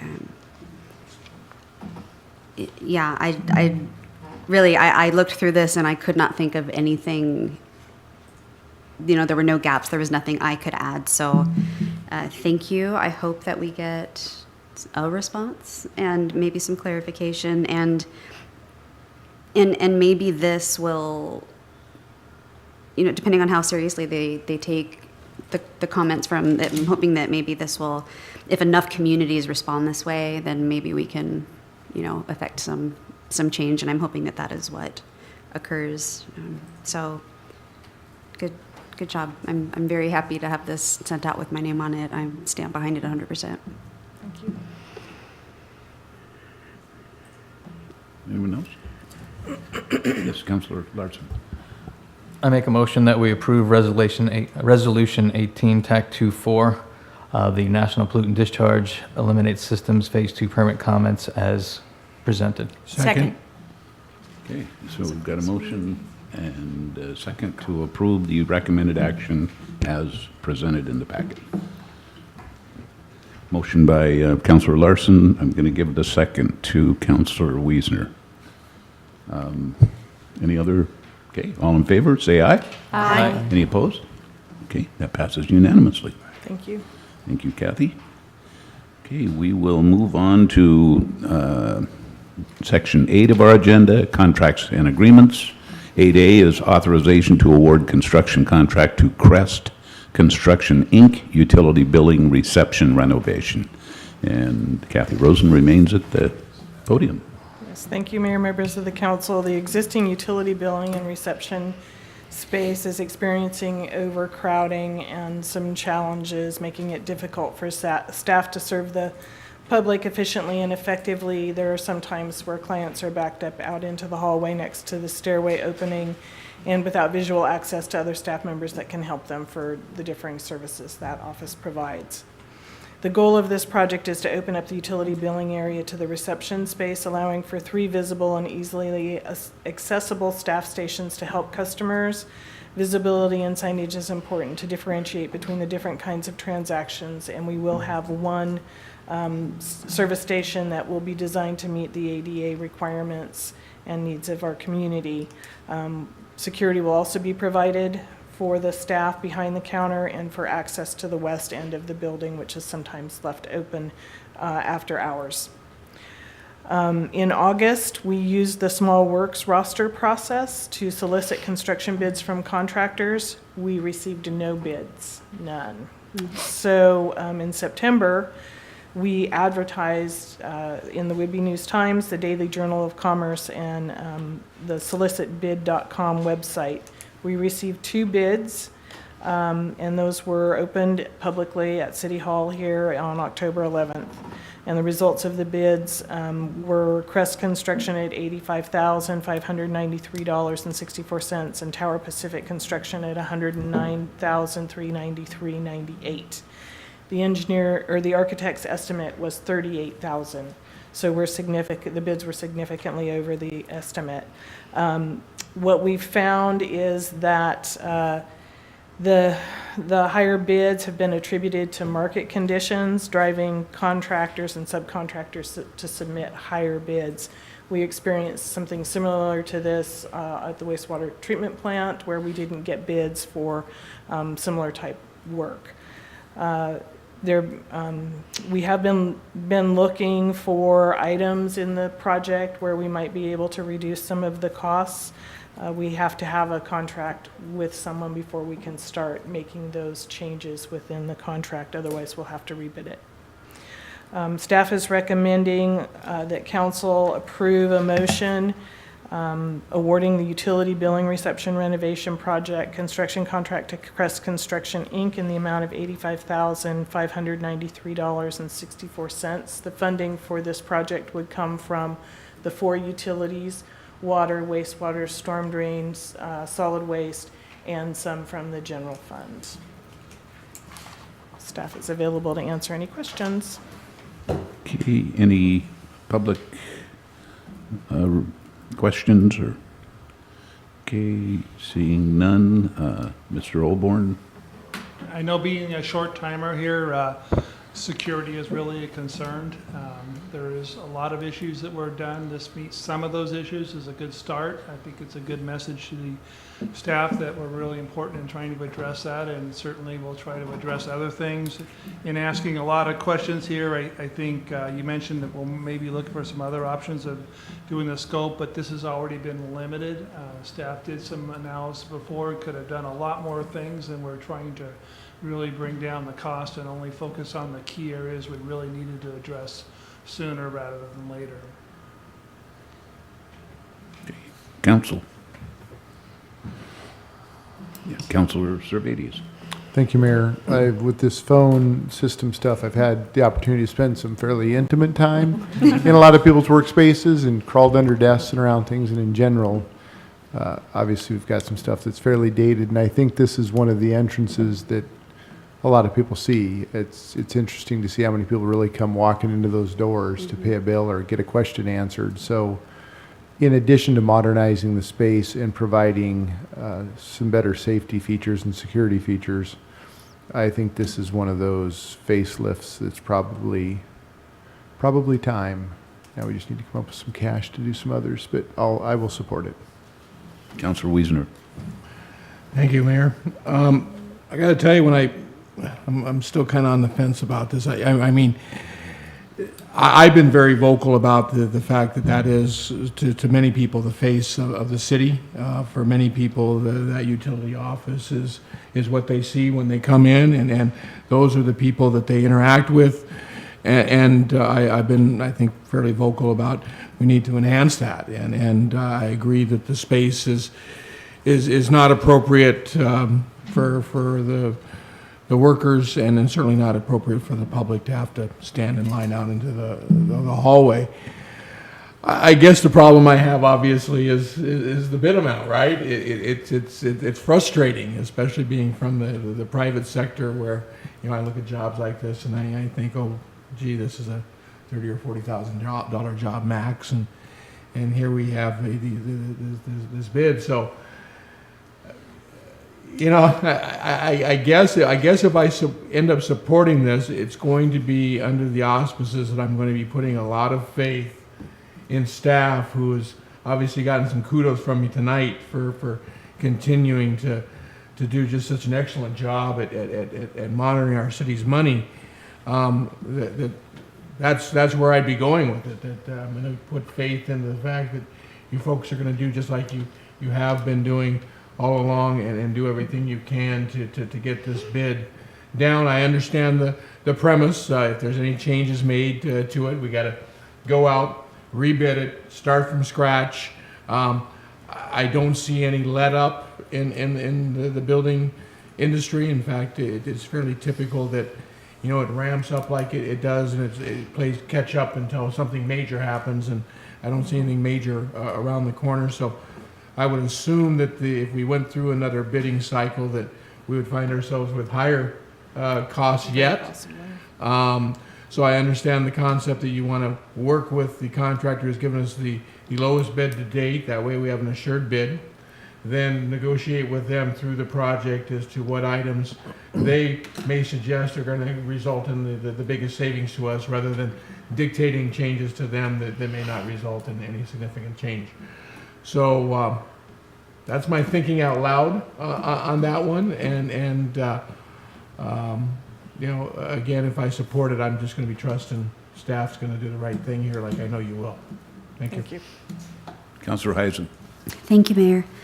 I'm going through the details on this proposal, and correct me if I'm wrong, I'm seeing that there seems to be great care taken with explaining that they're going to preserve, you know, the god-awful acoustic ceiling tiles, to reuse them, and, you know, and so we can do as little as we feasibly can. Do you know if they're going to do anything with the exterior wall, any new windows or anything like that, or are we just kind of changing the shape? That I'm not sure. Okay. Finance director has been more involved in the design of it than I am. I didn't see them specifically mentioned. And my other question is the electrical, if there's going to be any upgrades to that, again, or are we just changing it aesthetically? Because I know that, you know, the windows are drafty, so they use space heaters, which overload the circuits, and then they, you know, it's just, I mean, what we really need is just a new building, but we have to do what we can do. So what their plan is all the way back to those windows, it's going to be completely opened up. Okay. There will be, and there isn't a drawing in the packet? There are, I'm Oh, just, okay. So, there's a couple, things it doesn't specify. yeah, and on the outside, they weren't going to add any other windows. We're Okay. basically just taking that area, removing all of the walls, making it an open space, adding 3 spaces, so 3 utility customer service staff can be right at the window at all times. And then they have it so there's a lockable security gate Right. that'll close in the evening. We tried to limit anything other than the very necessary changes. The one thing that they are doing, and they probably will modify if they're looking at cutting costs, is the back wall. They were going to add some extra storage back there, put in like a bulletin board, try to clean that space up behind there. Maybe the materials could change. I don't know that detail. Alex would probably be the one that would know more about that. Okay. I'm of the same line of thinking as Councilmember Wiesner, that there is so much that needs to be done that it's frustrating to have to spend money to fix and upgrade and change something that really just needs to be gutted and replaced. So, but it's not money wasted. It's just, it's inadequate, but it has to be done. So they're just changing the interior shape and functionality, basically, not upgrading the electric, not doing anything to the exterior. Okay, I didn't see any of that on here, so I wanted to make sure. Yeah, for that price tag, that's painful, but it has to be done. Anyone else? Yes, Mayor Pro Tem. I make a motion to authorize awarding the utility building reception renovation project construction contract to Crest Construction, Inc. in the amount of $85,593.64. Second. So we have a motion and a second. The motion is just as the recommended action reads in your packet. Motion by Mayor Pro Tem, second by Councilor Servadius. Seeing no other questions, all in favor, say aye. Aye. Any opposed? Okay, that passes unanimously. Thank you. Thank you. So we will move on to item number B, Professional Services Agreement, EnviroIssues, Clean Water Facility, and Windjammer Park projects. Good evening. It's time to talk about our EnviroIssues, who's doing our public involvement on the clean water clean water facility. Excuse me, I'm getting a little late. Yeah, we've been working with EnviroIssues since 2010 as a subcontractor to Corollo. They've been started with the siting. They've gone with us all the way through the construction of the project. They've been very helpful. Public involvement is very important in these large-scale projects, and the city did not have a communications or outreach staff with the capacity to do this, and it's been quite an intense effort for the last few years. So we did hire EnviroIssues as a subcontractor, and they've been very good. They've played a very central role in how we kept the community engaged throughout the project through charrettes, advisory groups. We had public meetings. We did a lot of user surveys and a lot of facilitation. I think the best example of this is when we went through the Windjammer integration plan in the summer of 2016 as coming up with the master plan for what we did with Windjammer Park. And we worked with the citizens group, and EnviroIssues was very fundamental in how we got through that. It was a very successful plan. I thought we had a lot of community input on it, very successful with getting people involved with what we want to do with the park. And I think we're seeing the results now. They've also been very helpful in terms of our project support. We do construction updates, we run a website, newsletters, mailers. We do a lot of fence signs, and we also do other types of events. So I consider them very fundamental to our team, as just as important as the engineers or the contractors. As we move forward, their contract was pretty much at the end of November. Of course, we're still under construction, and we'll be finishing up this spring. So we basically kind of ran out of that support, and we needed to continue with our emails, website updates. We'd like to do another mailer this year, participation in events and surveys. We see this. It's interesting that with the park, as we all know, is got a lot more public attention than digging our big hole out there for 2 years, you know. So we feel that if we go silent on the communication, people are going to start wondering what we're doing, and I really feel it's really critical for us to continue that level of communication till we get to the end.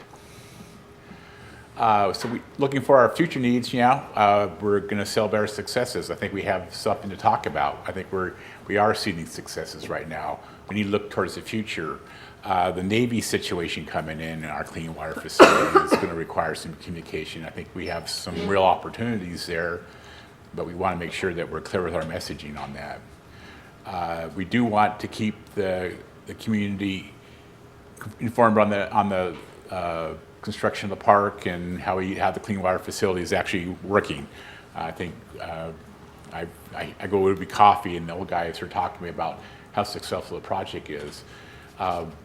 And remember, we're starting to phase out of construction and engineering into operations. So our own people are taking this facility over, and we have needs with biosolids and water use, which require some marketing and also our messaging, because these materials, while they're resources, can be taken badly, and we want to make sure that we get them to communicate the proper use of these things, and also what the benefits are for them. We'd also like to build some excitement for the facility. You know, those of us who've been in the trenches for so long we'd like to see what's coming out of it, there is a lot of excitement in the project team about where we are and how far we've come. So anyway, our objectives are, one is to build excitement, like I've talked about, help the community stay up to date with the messaging. We want to create the messaging and materials for the city's biosolids, water use, and AV activities. We feel that's going to be very important to us. And also we want to continue our providing clear and consistent messaging. Rumors get moving pretty fast. We want to make sure there's good information going out so we can do the best we can with that. So our proposed outreach task, I've actually broken it into 2 exhibits. One is project communications, which is both at the clean water facility and the Windjammer Park. Basically, their tasks include just project managing the projects. One thing we do quite frequently with them is strategic conversations about where we're going, meetings, development of messaging. That's a major task for us. Then we're continuing our activities for the clean water facility, which is probably going to go on for another couple months, and also continue our construction activities, mailers, emails, all that type of thing for a couple months. So that adds up to, that exhibit is $73,400. That will be construction-related costs. And we're talking about our biosolids and reuse plans. That's going to require messaging and materials. That's more of an operational cost, and we're tracking that separately, and that's another $16,000 for a total of $89,400 for these two tasks. Now, as I said, EnviroIssues was a subcontractor to Carole. We've gone through a selection process through our public works rosters to move them. We prefer to start contracting with them directly, because as engineers and contractors go on to build other projects, we want to have our public relations consultant working with us directly. They have the history and they know how we work in the city. So anyway, our recommended action is to authorize the mayor to sign a professional services agreement with EnviroIssues for public involvement in the amount of $89,400. Questions? Make sure anybody from the public here, questions? Okay, seeing none. City Council, Councilor Heisen. Thank you, Mayor. I just want to clarify on the recommended action in the packet, the amount says $106,400. We had a last minute change, so Okay. that's a typo. Okay, I want to make sure I wasn't missing anything. The contract amount is, yeah. The I took 89. out a couple of tasks at the end. Mayor Pro Tem? Same question. Oh, Blaine? Yeah, just for clarification, when we presented this in August of 2018, we had marketing in for Windjammer, and that's what's removed, and so he's focusing on the amount, the approval is the $89,500, and that excludes the marketing that's being done by the chamber instead. Thank you. Mayor Pro Tem. Just a comment, in your packet, they talked about staff used MRSC consultant selection process for this contract. And MRSC is pretty much very, scrutinizes everything. And if they're giving the staff advice on how this should be written, you know it's going to be solid, it's not overpriced, that it's very fair. So I think we can feel very confident with this. It may seem like a lot, but if you've ever called MRSC, they're very thorough. And thank you, staff, for reaching out to them and supporting what you see is necessary that we need for communication. Councilor Larson. Thank you, Mayor. I did a lot of highlighting as I read this. And there, I'm glad you clarified the $106,400, because that was on page 130. Then on page 131, we went to $89,400. Then on page 144, we went to $90,400. The only thing that remained constant was that 400, and that's kind of small compared to the big numbers that are a little bit more concerning to me. I agree we can't remain silent. I'm just having a hard time screaming at the rate of $89,400 when a couple of things that I saw in here, we're going off of, on page 130, it says ceasing project communications could lead to massive public misunderstanding and confusion.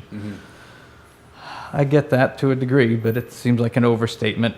And then on the next page, it says the long-term cost of biosolids reuse disposal will be greatly lowered by wide public acceptance. And maybe offline you could explain to me how those correlate, and if I don't see where we're getting $90,000 of value there. But more importantly, there were a couple of things that didn't add up. On page 142, the task 100 deliverables, it says up to 9, and then it says in parentheses 6, one-page messaging support document presentations. So I wasn't sure if that was 9 or 6 and which one of those was 9. the typo. It is 9, okay. And then in the task 200 assumptions, it says the city will be responsible for costs associated with distributing materials and notifications to the public, including paying for printing, advertisements, and postage. So it just seems like we're on the hook for a lot here. When we did, I think that what we just authorized the chamber to spend was more than $17,000, which is the difference between that 106.4 and the 89.4. So I know we looked a while back when this was presented as a la carte, and I know there was a lot of talk about, oh, that sounds great, but it seems like we're being asked to buy the whole cart now, and I have a hard time with where we are financially and what it seems like we're getting for this with the duplication of efforts, that it seems like there's an overlap, at least with the money, and what we just authorized and what we're being asked to authorize now. Any thoughts on any of that, Fred? Again, it is like we spoke at the work session. We do have, the costs for printing and stuff, we've always borne that directly. That way we don't have any markups on it. So that's when we've always carried. Postage, yeah, that's, but the a la carte issue, yeah, we want to have the flexibility to communicate how we want to communicate. I looked at having the options to do that, and at this point, with the chamber, it was hard to go, but, to me, it was the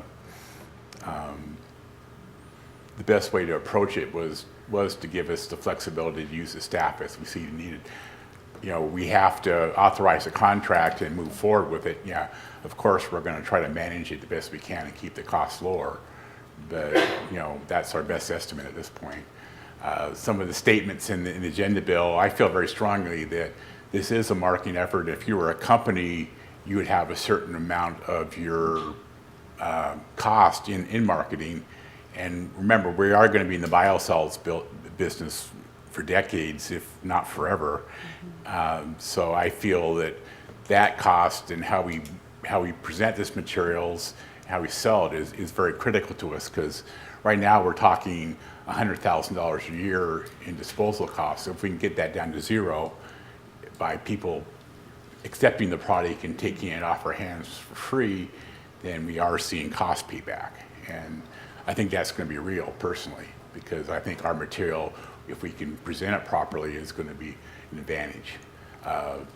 I do feel I might have overstated myself on the massive miscommunications, but I'd also taken some calls recently about craziness in the park, and so I do apologize for overstating myself.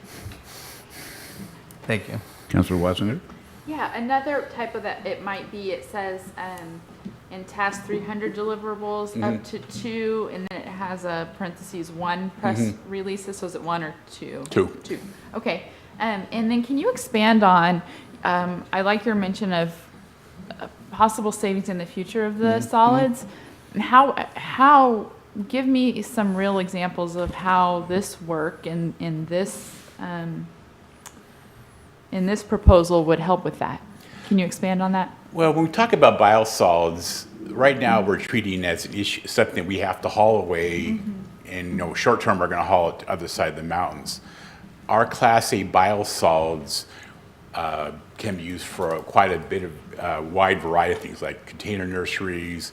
You can actually use it in your own yard. We have composting opportunities. But that requires us to work with potential vendors and talk to them about the product and let's say do traditional marketing like a business would do. To me is if we can offset that cost of hauling it away with people coming and saying, yeah, we want it, that's a real cost to us. And you see that in our business all the time. People that do produce Class A solids, they don't ever make a profit off it, but they offset their costs a lot. And so that to me is real important as we move forward. It is a real operational cost in our budget. It's $1 every $100,000 we spend in hauling away is $1 to our rate per month.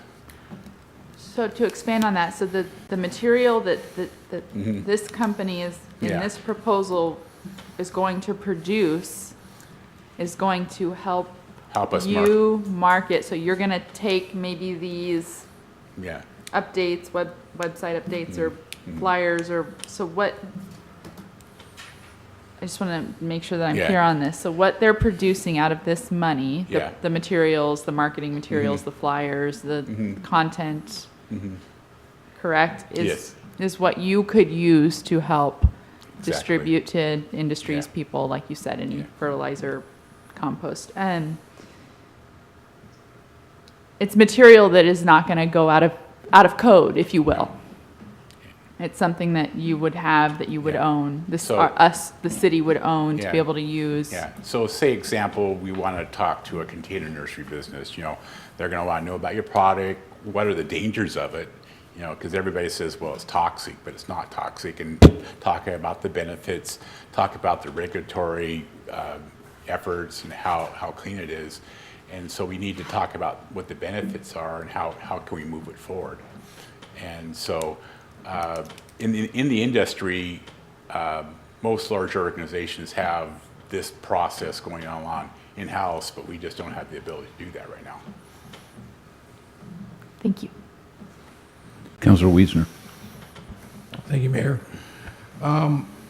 First off, Mr. Robertson, I see this goes from, it looks like the September to the end of August of next year. Is there any reason we're Basically, a large part of the work is going to take place when we finish off construction.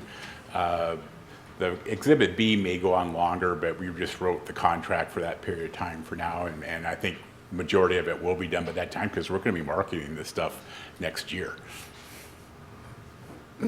Well, I gotta tell you, I honestly have a huge problem with the concept of spending almost $90,000 on this. You knew this was gonna happen sooner or later tonight, right? Mm-hmm. So, $12,200 for strategic conversation meetings and development of messaging. So this is a company we've been working with on this project now for, 3 years? How long has it been? Longer than that. Okay. Yet, we need to spend $12,200 to have a strategic conversation and a meeting to develop a message. This is not one meeting, it's multiple conversations that take place throughout the project. Well, I would think we would have been a messaging plan early on in the, I mean, if we're sending a message, have we not been sending a message that's been planned up until now, or we need to plan a new message? Our messages evolve as the projects evolve, so generally as we work through different phases of the project and how we're going to present it, we've always had those conversations in the background, and it's been very critical in terms of the project team being able to articulate what we're trying to do and where we're going. I would say that's been, of the services we have, that's been great for us because you have a bunch of engineers and contractors, and being able to really come together and make sure the message is something that's more palatable for the public has been critical for us. And yeah, it's just not one meeting, but we've generally been having those conversations on, if not every 2 weeks, on a monthly basis. And if you look at it in terms of that is, for 6 months, that's $2,000 a month. And we don't feel as though there's somebody local or some more of a grassroots type effort that can deliver the same message, that we need to use a marketing firm out of, I assume they're out of Seattle, to deliver a message about the completion of a project? I mean, did we even look locally, or did we just figure because they've been on board with us from the beginning? No, we actually went through a selection, through the MRC selection process. Could you maybe describe that process? You go into the, of course, we can't just hire, we have to go through a proposal process. So we go into the consultant list, which is approved. They have SOQs. They have it categorized, so I used the category for public involvement, and we selected several firms that evaluated their qualifications and selected them. Their major advantage to us is their local knowledge of our history and how we've got to here. And I noticed part of the program is providing 12 monthly progress reports, and of course invoices for I'm assuming the printing and distribution of those. Is there, I mean, for the next 12 months, that's going to be into August of next year, and we're planning on wrapping up construction in spring and having a grand opening in July. What are we going to report on construction in July and August when we're completed? We'll be completing now, so it'll be tapered now, yes. Okay. Okay, thank you. Mayor Pro Tem. Thank you. Out of the box example. How many of you seen the ads for zoo poop, elephant poop? I mean, how popular is that? The cars line up and line up and line up, and they wait for that date, and they go and they get just pure zoo poop. And it's popular, and people brag about how they put it on their lawns and their flowers look great. Well, in a sense, we're going to be marketing poop and how good it is and what it's been treated to, and we have to wait till it's certified. Until it is, we got to haul it off and haul it over the pass. The pass is going to go through a winter time. We want to be able to keep it here because it's clean, start putting it on our fields, on our grass, our lawns, and that it's safe. But how many people are you think going to go, ew, God, I can't do that?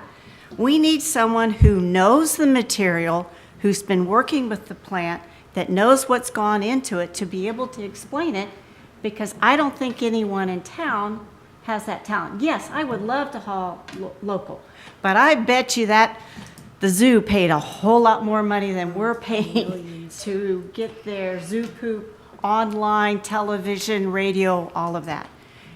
Maybe we can come up with a clever name. I doubt it, but you've got a big stigmatism when you think about it yourself. Will you just automatically put on your lawn, or are you going to want to look at, is it safe? What about if my 2-year-old toddler walks on top of it? I mean, there's a lot of ramifications here, and to be out in front, I know it's a lot of money, but things just cost more money, and I feel confident if MRSC is helping us through the process to be sure the costs are down and fair. And we may not use it all, I don't know, but we've got to be out there because we don't want it to start piling up and have to pay all the trucks that have to go over the pass, through the woods in a sense, to haul it off and pay someone to take it when it's good stuff that should be used as a fertilizer on lawns, golf courses, farms, you name it. But we've got to be ahead of that marketing and be able to get the word out. And unfortunately, I don't think there is anyone local that could do that. So I'm going to support it. Yes, it looks extravagant, and I don't deal in this world. This is not my volunteer world with food bank and island thrift stores and stuff. This is something bigger, and it's hard to get our head around it. So those are my comments. And then I'll get to you next. Thank you. I don't disagree, I don't think, with anything my peers have said. I'm just trying to reconcile what's an appropriate dollar amount. I want good messaging behind this. And I might suggest Oak Grow, Groh. So, and I'm probably most interested in the Task 200 on the biosolids, because it's one of those things that I think, I don't know if you threw out a number, 100,000, if that's accurate, but if Yeah. we could shave 5 to 10,000 a year off that number, it doesn't take too long to recoup the cost of this. And there's the intangibles of travel and emissions and wear and tear. So, two questions. One, how time sensitive is this? Do we have another meeting to clean up some of the inconsistencies? We're about to approve a contract here that says through June, and then deliverables that say through September. So there are some inconsistencies there. Yeah. Is it so time sensitive that we couldn't take another meeting to clean that up? And, well, I got to answer that one first, and I'll jump to the next one. Well, my concern is now that we first talked about this in July, and I've been trying to get to the bottom of it. But the fact is, I'm at a budget with them, and we're November, and I wish I could have presented it sooner. But yeah, we are at a budget, and I've got, we're struggling now. I'm trying to keep things going for the next couple months. So yeah, we can always push it off to next meeting, but I'm really going to have to start curtailing their services. Okay. So if we were to approve this, if you're not concerned with any of those inconsistencies, Yeah. the contract specifically says terminating, I think, June 30th, unless extended. Yeah, but we're approving a contract Yeah. that says it ends in June. Task 300, is there any overlap there with what we've agreed to pay the chamber to do? Help me distinguish the two. I'm looking at that task specifically between what it would, the deliverables there, and what we kind of expect the chamber to do as far as basic marketing. So And I know they're marketing more specifically just to the park. yeah, and that was the discrepancy in the cost. Is we had some support services for them that overlapped with the chamber. There was 17,000 in there, and that was where the 104, and that's where we got into last minute math, trying to straighten it out. So we decided at that point to eliminate any of their services associated with that. So most of what they're doing is helping us communicate Windjammer activities through the startup part and so yeah, there is, we did at that point, that's why we made the savings, is we decided to eliminate any crossover on that. Okay, and I guess last to touch on a comment Yeah. that Councilmember Wiesner made, having sat in on a lot of those meetings, we talked about concept, but one area we really didn't talk a lot about, and it kind of developed, was the biosolids.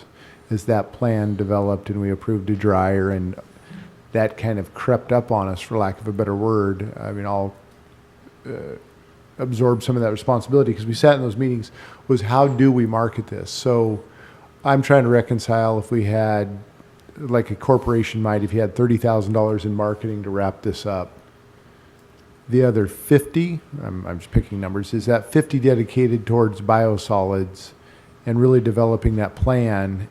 And I guess the thought too, is it premature? Are they going to be trying to market a product that we're not quite ready to roll out on the biosolids front? Because we're going to be storing class, what are we doing at first? We're hauling Class B, and then we're going to store some Class A of Public Works? Yeah, and we should be going to Class A within 3 to 4 months after startup, depending on the evaluation of it. But I would really like to start marketing our Class A solids this summer. And so that's only 6 months away.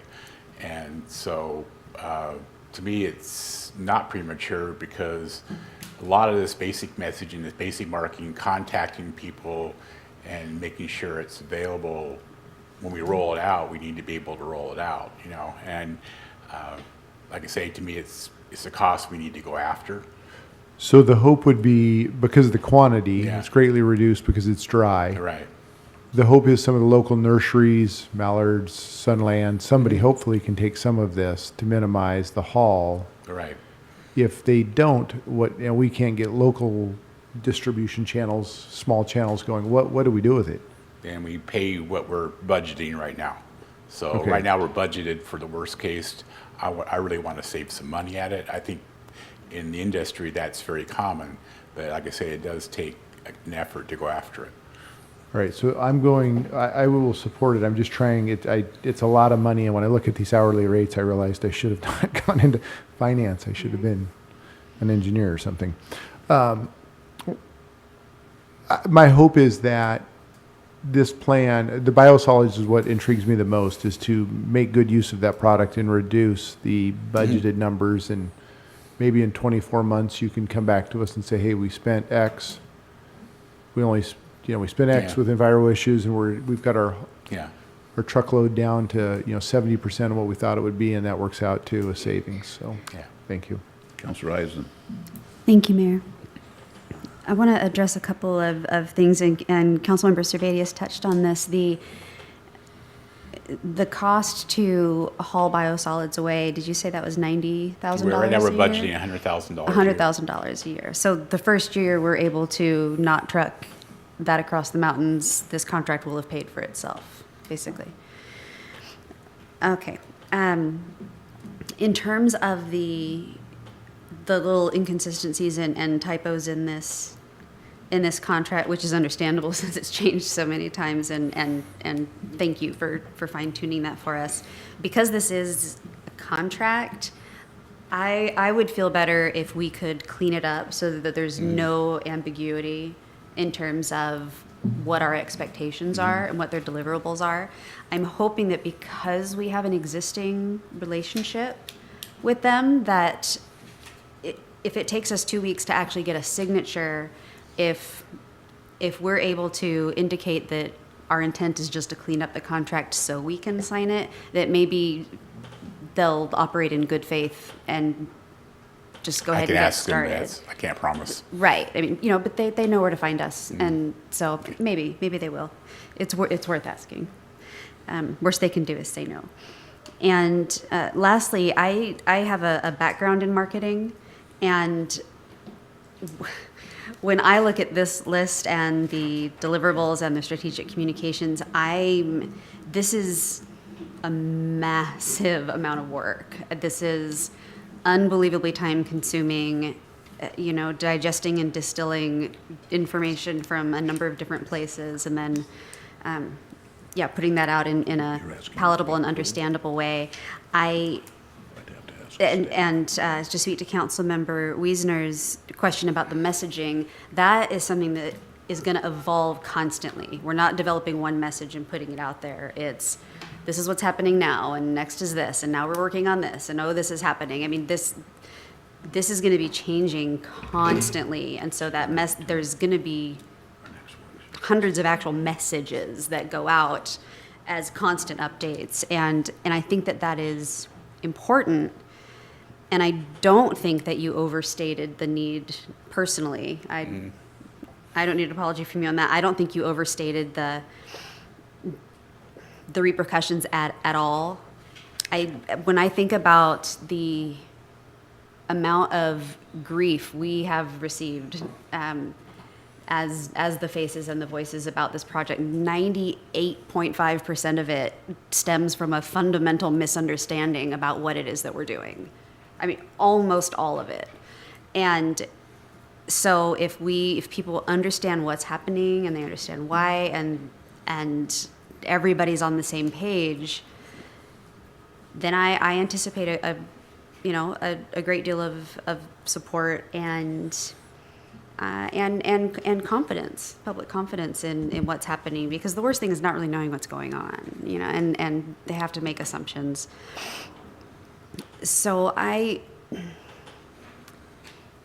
had one more thing, and now I don't remember what it was. Those misconceptions and that fundamental lack of understanding of what it is that we're doing. I think that I don't know if I can say this on TV. I would say if we do a half-assed job when it comes to communicating this, or if we just decide not to, I'm worried that the damage we would do would be irreparable in terms of the city's reputation, in terms of public confidence and public trust. You know, we talk about communication and transparency and how we're doing all of this for them. If we don't hire quality people and put out a quality product constantly, that would do so much harm to any future projects that the city wants to do. And I support this 100%. For the amount of work, the number of hours that these deliverables would take, I don't think it's overpriced at all, in my humble opinion. Mayor Pro Tem? Thank you, Mayor. Question for our city administrator and attorney. I know that we have to notice if we're going to take action that isn't at a regular council meeting, but a week from today is the budget review. If we do the first 10 minutes and we are shown a cleanup, what we want to offer them in a contract, everyone seems to be in agreement. They want this. They just want it without typos, correct numbers and stuff. Could we take action at the beginning of the department budget? I mean, we're already meeting. It's been noticed, but we would just have to notice action. That at least it isn't a 2-week delay. It's just a week delay. Is that a compromise that might work in order to meet what Mr. Ardenson wants as far as timing and stuff? It's up to Brett in terms of what would result from the delay. However, Carla could renotice the special meeting or the special workshop and add a action item in the first 10 minutes. I think a week would, we can go with that if we can get it cleaned up. And the fact that we are doing a special meeting will show them some, confidence that we're moving ahead with it. So would you want it on the 13th or 15th? Earliest I can give it, please. 13th you can do? Yeah. Okay. I'll get this stuff cleaned up. It was last minute changes. Councilor Wiesner? Thank you, Mayor. Brett, could you give us an idea of how are you currently distributing these newsletters and construction updates into how many people are receiving them? My email list is almost 250 people, and that's beyond that's one of my, our whole city staff is one of my distribution people. So we've done mailers, we've done quarterly mailers to the entire city for the last 3 years.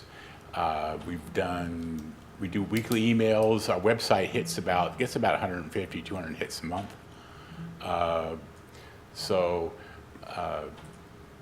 Again, we try to keep the information flowing and try to keep as many opportunities as we can. That's where it's interesting. When we started off, we didn't do social media. I would have done social media now, but there were just issues with it at the time. So yeah, we get quite a few, and I was surprised. I send out these emails every week, and I get actually a lot of responses back on them. And I get calls from people. So yeah, I think part of it is we have to try the best we can to get the information out. I can't say I've talked to people and I said, well, we sent you a mailer, and you say never read it. But I personally feel if we make every effort, in the end, many people pick that information up. And so, yeah, it's just like, our signs get a lot of people looking at. We spelled one sign with 2 T's, and that's another joke, but I heard about that one from a lot of people. So, and again, I don't disagree with anything you're saying, and I don't disagree with anything else that the rest of the council is saying. I'm just really trying to put the effort to wrap my head around this, right? And so we got $20,900 for the production of 12 monthly progress reports. So that's the deliverable on task 100. So we're delivering those 12 monthly progress reports to approximately 250 people is what you're, No, we're getting that out to our distribution list, and we do, I think that's part of the project management task. which is the $8,700 for that. I mean, you've got two things under project management strategic report. $8,700 for project management and $12,200 for the strategic conversation meetings and developing of the messaging. And the messaging for Task 100 deliverables is the 12 monthly progress reports. Is that task 110? Task 110, that is Yeah, correct. that's project management, and that also includes their billings, overhead, all this. They give us a monthly invoice that includes their overhead costs for preparing bills and all that kind of stuff too. Correct, so they've got some cost in Yeah. managing this project, but again, I guess what I'm trying to get to, how many people are we reaching for our money here? I mean, again, I don't disagree with the fact that it's important that we get the message out there, but, we do have to look at this from a business standpoint. I know as a business owner, when I'm advertising and I'm putting a message out there, I'm looking at the cost per, view of that. And if we're only sending out 250 of these a month, That's a week. that's a week. But they're preparing, the progress report's only monthly. The progress report is what attaches to our bill. Okay, you're sending out That doesn't go out. That doesn't go out to the public. That comes to us as an attachment to our bill, Okay, and that's progress report, and that describes all their activities, and that's their billing activity. okay, so Task 100 deliverables are the 12 monthly progress reports. In other words, that's progress reports on the progress they're making. Yeah, that's their normal billing, project management cost. Okay, and so again, The I 12. guess what are we delivering for that cost? Then I guess I'm confused. We've got a cost here of $20,900. That's just the management of the creation of the. The $8,700 is the billing and progress reports we see every month. The $12,000 is when we sit back and talk about what are we trying to do, how are we going to get it done, and I think I appreciate your comments because it is an ongoing activity where we sit down and say, yeah, we need to get this message across. This is where we are today, and this is where we're going. Where we are today is a lot different than we were 3 years ago, or 2 years ago, or 1 year ago. So we do. To me, it's a moving forward process. So this $12,000 is sitting down and specifically talking about how we get this stuff done. So that $20,000 is the cost involved in getting to the point where they can create the deliverables in Task 200. Task 200 and Task 300. Okay. So that's more of a management cost. The $8,700 in the progress report is just preparing bills. So that means then we're going to be delivering 17 construction updates to the public as part of the deliverable task Probably more. 200, because that's what it says here. Yeah, and that is just monthly. Like I say, we're going to be doing this, continue to do this on a weekly basis into June. Well, then I guess I'm confused about what the deliverables are, because in the contract it says up to 17 construction updates. We're going to create more construction updates. We do it on a weekly basis And who are those going to be created by, if not by this firm? by these guys. So that's 17 weeks, almost 4 or 5 months. Okay, so this will be a weekly update over a period of 4 to 5 months. Yeah. And then it'll start tapering off toward the end of the project because there won't be anything going on. and again, I just want to make sure I'm Yeah. clear on this. How many people are going to see these updates? How many people does this update get delivered to? We send out our email list is 250 people. So we're going to be having 250 people seeing a weekly update, and Which is part of one part of then the end cost to have those 250 people get updated weekly is going to be roughly $40,000. I mean, that's just for the clean water portion. No, that's just one aspect of what we're doing. That's just one task that we do on a weekly basis. And the other tasks we do are newsletters, signs, mailers. We have a variety of tools that we're trying to reach out with people.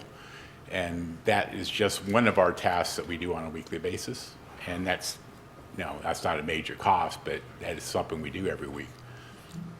Keeping up a website, that's a major, we do get hits on that.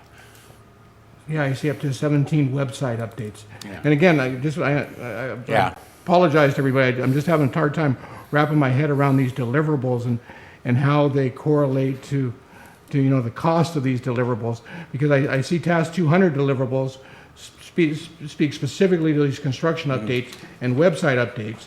It's the task 300 deliverables that get into signage and other things. And maybe I'm getting confused by this a la carte presentation we've got here, but it seems to me like we're spending close to $40,000 to deliver these 17 updates and these 17 website updates per deliverables of task 100 and 200.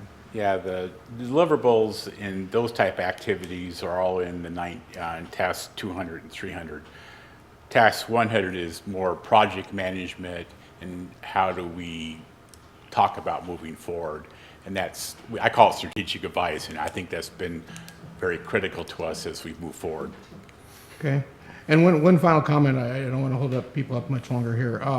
When it comes to, Zupu and Oak Grove, I think Oak Grove is a great idea, by the way. You should trademark that real quick, but I just want to point out that for our $16,000, what we're getting is a biosolids design criteria sheet, 2 biosolids material concepts, 1 biosolids brochure, 2 additional biosolids materials, i.e. stickers, magnets, or rack cards, and a 1 water reuse brochure. So we're getting the creation of those items, no printing, no distribution, none of that. The creation of those 6 items or 7 items is what we're getting.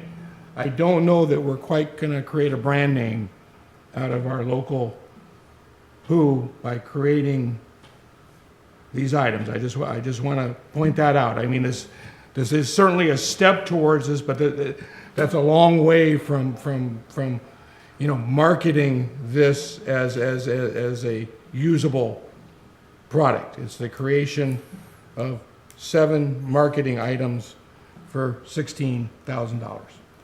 That's all. Thank you, Brett, for your time. I appreciate it. So we've had discussion about waiting until the next meeting, and then also have a motion to consider or recommended action. So how does council want to proceed? Do you need a motion if we want to, sorry. I don't think we need a motion. Oh, I'm sorry. I would recommend that you make a motion to postpone to the November 19th meeting, at which time we'll do the 13th. November 13th. 13th. And add it to the department budget review workshop. You would recommend a motion if that's what council wants to do. Or Mayor Pro Tem? I move we put action on this item on our budget workshop on November 13th at the beginning. Second. Okay, so we've got a motion to put action on this item to the November 13th budget review workshop and have that action at the beginning. Got a motion by Mayor Pro Tem, second by Councilor Servadius. Any other input or questions at this time? All in favor, say aye. Aye. Any opposed? Aye. Okay, we've got 5 to 1.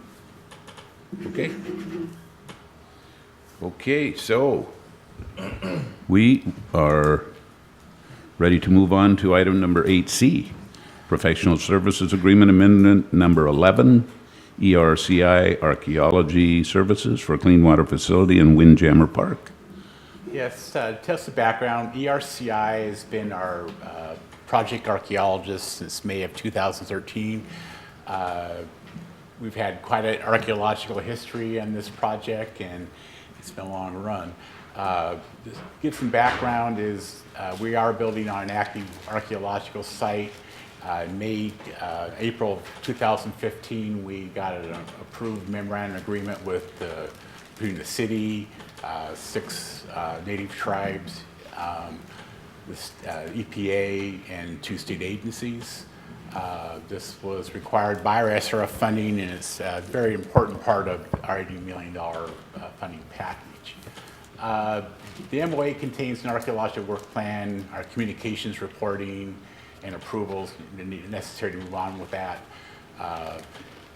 In the last, and now it's been 3 years, we've had numerous archaeological finds, including human remains on the project. And I continue with my show and tell tonight. We found this artifact 2 weeks ago on site. It's Sanaz's head. Oh, that was cool. And so we are still dealing with active items on the project. Why contract archaeological services? ERCI is our designated project archaeologist. They are on the permit. We do have a city archaeologist, but we actually started this long before he was on the city. We also, our workload with doing this work requires multiple archaeologists and schedule. One of our biggest issues here is avoiding construction delays and keeping our contract moving along. So being able to staff up and staff down has been a critical problem for us. We also use different specialties when we deal with things. Both the city and the ERCI are responsible to the permit. And our city staff archaeologist has been actually working on the project on a part-time basis. He has been about 30 to 40% on this project, but he also has other duties to do in the city. We've pretty much approached ERCI's work through incremental contracts. Many reasons for this. Mostly is we couldn't project beginning to end with our process. So as we move forward, we tried to keep their contracts, to keep them efficient, moving forward with very specific scopes and come back and do that. And that was actually pretty successful for us till about late last year. Then we started finding a lot more discoveries on the site, and we started burning through their budget pretty fast. We had hoped to get done last summer or have budget, but of course I came back in August with amendment number 10 to keep them funded through the project. At that point, we did not have a clear view of how we can get the project, so amendment number 10, if you might remember, was only funding us through the end of September. We're now in November, and I think right now we're feeling a lot better about we can project how we're going. We're getting through the worst of the work, and now both ERCI and staff are comfortable thinking, yeah, we can come up with a contract that gets us to the end of the project. Archaeology, like I say, we are monitoring, doing reports, doing quite a bit of activity. This job has been, when we started Windjammer Park, we thought the archaeology would be very close to what we saw at the clean water facility. What we found was a much more spread out for various reasons over the area. So it took a lot more time watching it than we had in the past. Luckily, we did not find any remains, but we are finding stuff we have to keep track of, as I showed you earlier. At this point, this has been a critical factor to us. We did deal with human remains issues both from the clean water facility and from Pioneer as part under their work efforts, and so that's been for people involved with that. That was quite a task and quite a bit of work for us. I think the biggest success we've had in this project is we've successfully built the project without delaying or impacting construction, and we've kept ourselves out of legal risks that we've experienced in the past. Amendment number 1 is basically carrying forward with our monitoring efforts, so we are starting to staff down providing coordination, providing curation of whatever we find, though that is partially done now. Preparing a final archaeological report for the project is part of MOA. We have to do that, and that's built into our budgets. We are anticipating using our city archaeologists a lot more. As we start to staff down, bringing somebody out full-time is hard, so Gideon has a lot more availability in terms of dealing with a 1 or 2 hour project rather than keeping somebody out there all day. So we're seeing that workload starting to drop down, but also be more sporadic. So we're going to use Gideon more effectively in terms of dealing with those type of things. This is our history of contract amendments with them. We've done, like I say, this is number 11. So anyway, our current financials, they were currently contracted for $1,508,000 and $508,513. This final amendment is $41,070 and $10, bringing to our total amount, contract amount to $1,549,583 and 10 cents. And I keep on telling Kelly to knock off the cents, but she keeps doing it. Anyway, our recommended action is to authorize the mayor to sign amendment number 11 to the professional services agreement with ERCI for archaeological services in the amount of $41,070.10, increasing our contract amount to $1,549,583 and 10 cents. Questions? Okay, make sure the public has questions. Okay. Council? Mayor Pro Tem?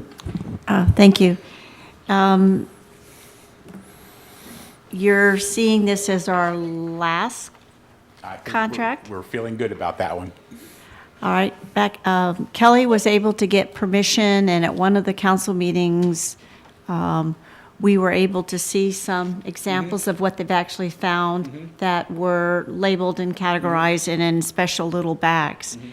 Is she still sort of working on, is there going to be some artifacts lent to us to be in an We're exhibit? still working on that. Okay. And we're trying to either use the actual artifacts or get a 3D scan of them. And we're working with the tribes and the DAP on that. Some of the artifacts that we've seen are associated with burials. Right. And culturally, they do not want them separated from the burial site. So something like this, which was found more randomly, has a better chance of being used for that. But we have to be cautious about that because that is a cultural issue. But in this contract, that she is ongoing with these talks in hopes that we can have a very nice exhibit in our new building is what I'm getting at, because it's not listed. I just, putting a plug in. We're putting that in for tribal, to me, it's tribal communications and coordination. All right, thank you. Councilor Heisen? That was my first question too, if we could include a display. And because we clearly have a rich Native history, and I would really like to honor that in some way. On another note, do we need to extend the meeting? Probably. I'm sure we will before we're all done. Executive session, any idea how long? Start with 10 minutes, and then if we need to extend. Okay, 15 minutes for executive session, Okay. and I don't there's know one about more. our last item. Probably. I move to extend our meeting time until 9:30. Second. Okay, motion and second to extend the meeting time till 9:30. Motion by Councilor Heisen, second by Councilor Wiesner. All in favor, say aye. Aye. Okay. Were you done with comments? done. Okay, Thank thank you, Councilor Heisen. Any other questions or input or actions? Or Councilor Servadius, I know you're dying to talk. I don't know if I said this last time, but I'm pretty sure I can say it confidently that this will probably be the last time I'm voting for an archaeological extension. So Sorry, my thing just lost itself here. Do you have the recommended action up there, Brett? I'll move back. Do you have it up there? So I move to authorize the mayor to sign amendment number 11 to the professional services agreement with Equinox Research Consulting International for archaeological services related to the new wastewater treatment plant in the amount of $41,070.10, increasing the corrected total contract amount from $1,508,513 to $1,549,583.10. Second. Motion and second to approve the recommended action as it appears in your packet and on the board. Motion by Councilor Servatius, second by Mayor Pro Tem Munns. All in favor, say aye. Aye. Any opposed? Okay, that passes unanimously. Thank you, Brett. Can I get our artifact back though, please? What did you say that was? We have to get that. Yes. Ah, okay, yeah, That's, Kelly said that's one of the best she's ever seen. Wow. wow. So that was pretty impressive.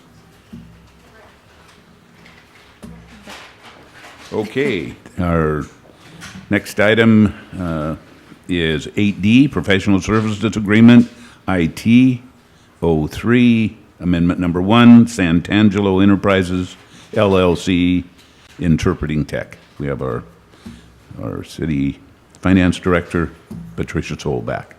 Thank you, Mayor. This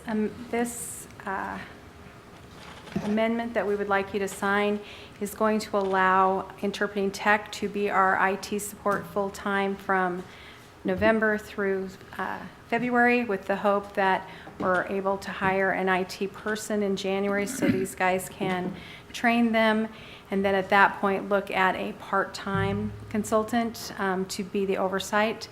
While they're doing this, they're going to help getting our domains cleaned up. They've already started doing some things under their current contract, putting some monitoring tools on people's computers, assessing the health of those. The feedback I'm getting from staff is they're very pleased. They're being asked if there is anything that they would like them to make sure gets done. And they are very adept at doing things remotely, so they're trying to set it up so it will reduce some of their time. Their contract will be for $11,500 per month, so that is a little bit of money, but I feel that it will get us through some of these rocky months ahead to get everything going smoothly, and then hopefully we can phase that out. That's the hope. So, do you have any questions of me? Make sure we have nothing from the public. Okay, seeing none.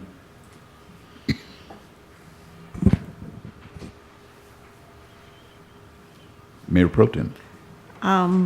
From working on this committee, they've been earned their weight in gold. I mean, being able to stop things, being in DC and suddenly getting 1,500 emails in a day because someone overlooked paying our antivirus. It's expensive, but we've got to be safe, especially in our financial area. I mean, everything needs to be protected, and so far they have performed above, I think, expectations, and I think staff has been very happy with them. So I will hope that everyone would support this. Yes, Councilor Servatius. Thank you. I too support it. I don't think we won't need to sustain them at this level monthly. Once again, when we look at, I think what I look forward to getting those numbers put together, the change in the phone costs and the IT support. I think it'll be close to a wash, hopefully, but with improved services. And the little bit that I've interacted with them and that I've witnessed, it's been a good fit. They're on it. They're modern. They're staying on top of things. So I support it. Just not forever, probably. Yeah, me too. At that price. Yes, Councilor Larson. I make a motion that we authorize the mayor to sign amendment number 1 to the Santangelo Enterprises LLC DBA Interpreting Technology Consultant Contract. Second. So we have a motion and a second as it reads in your recommended action in your packet. Motion by Councilor Larson, second by Councilor Servatius. All in favor, say aye. Aye. Any opposed? Okay. Thank you. Passes unanimously. And we are now going to executive session to discuss the acquisition of real estate. We will come back out and adjourn the meeting afterwards. We'll take no action.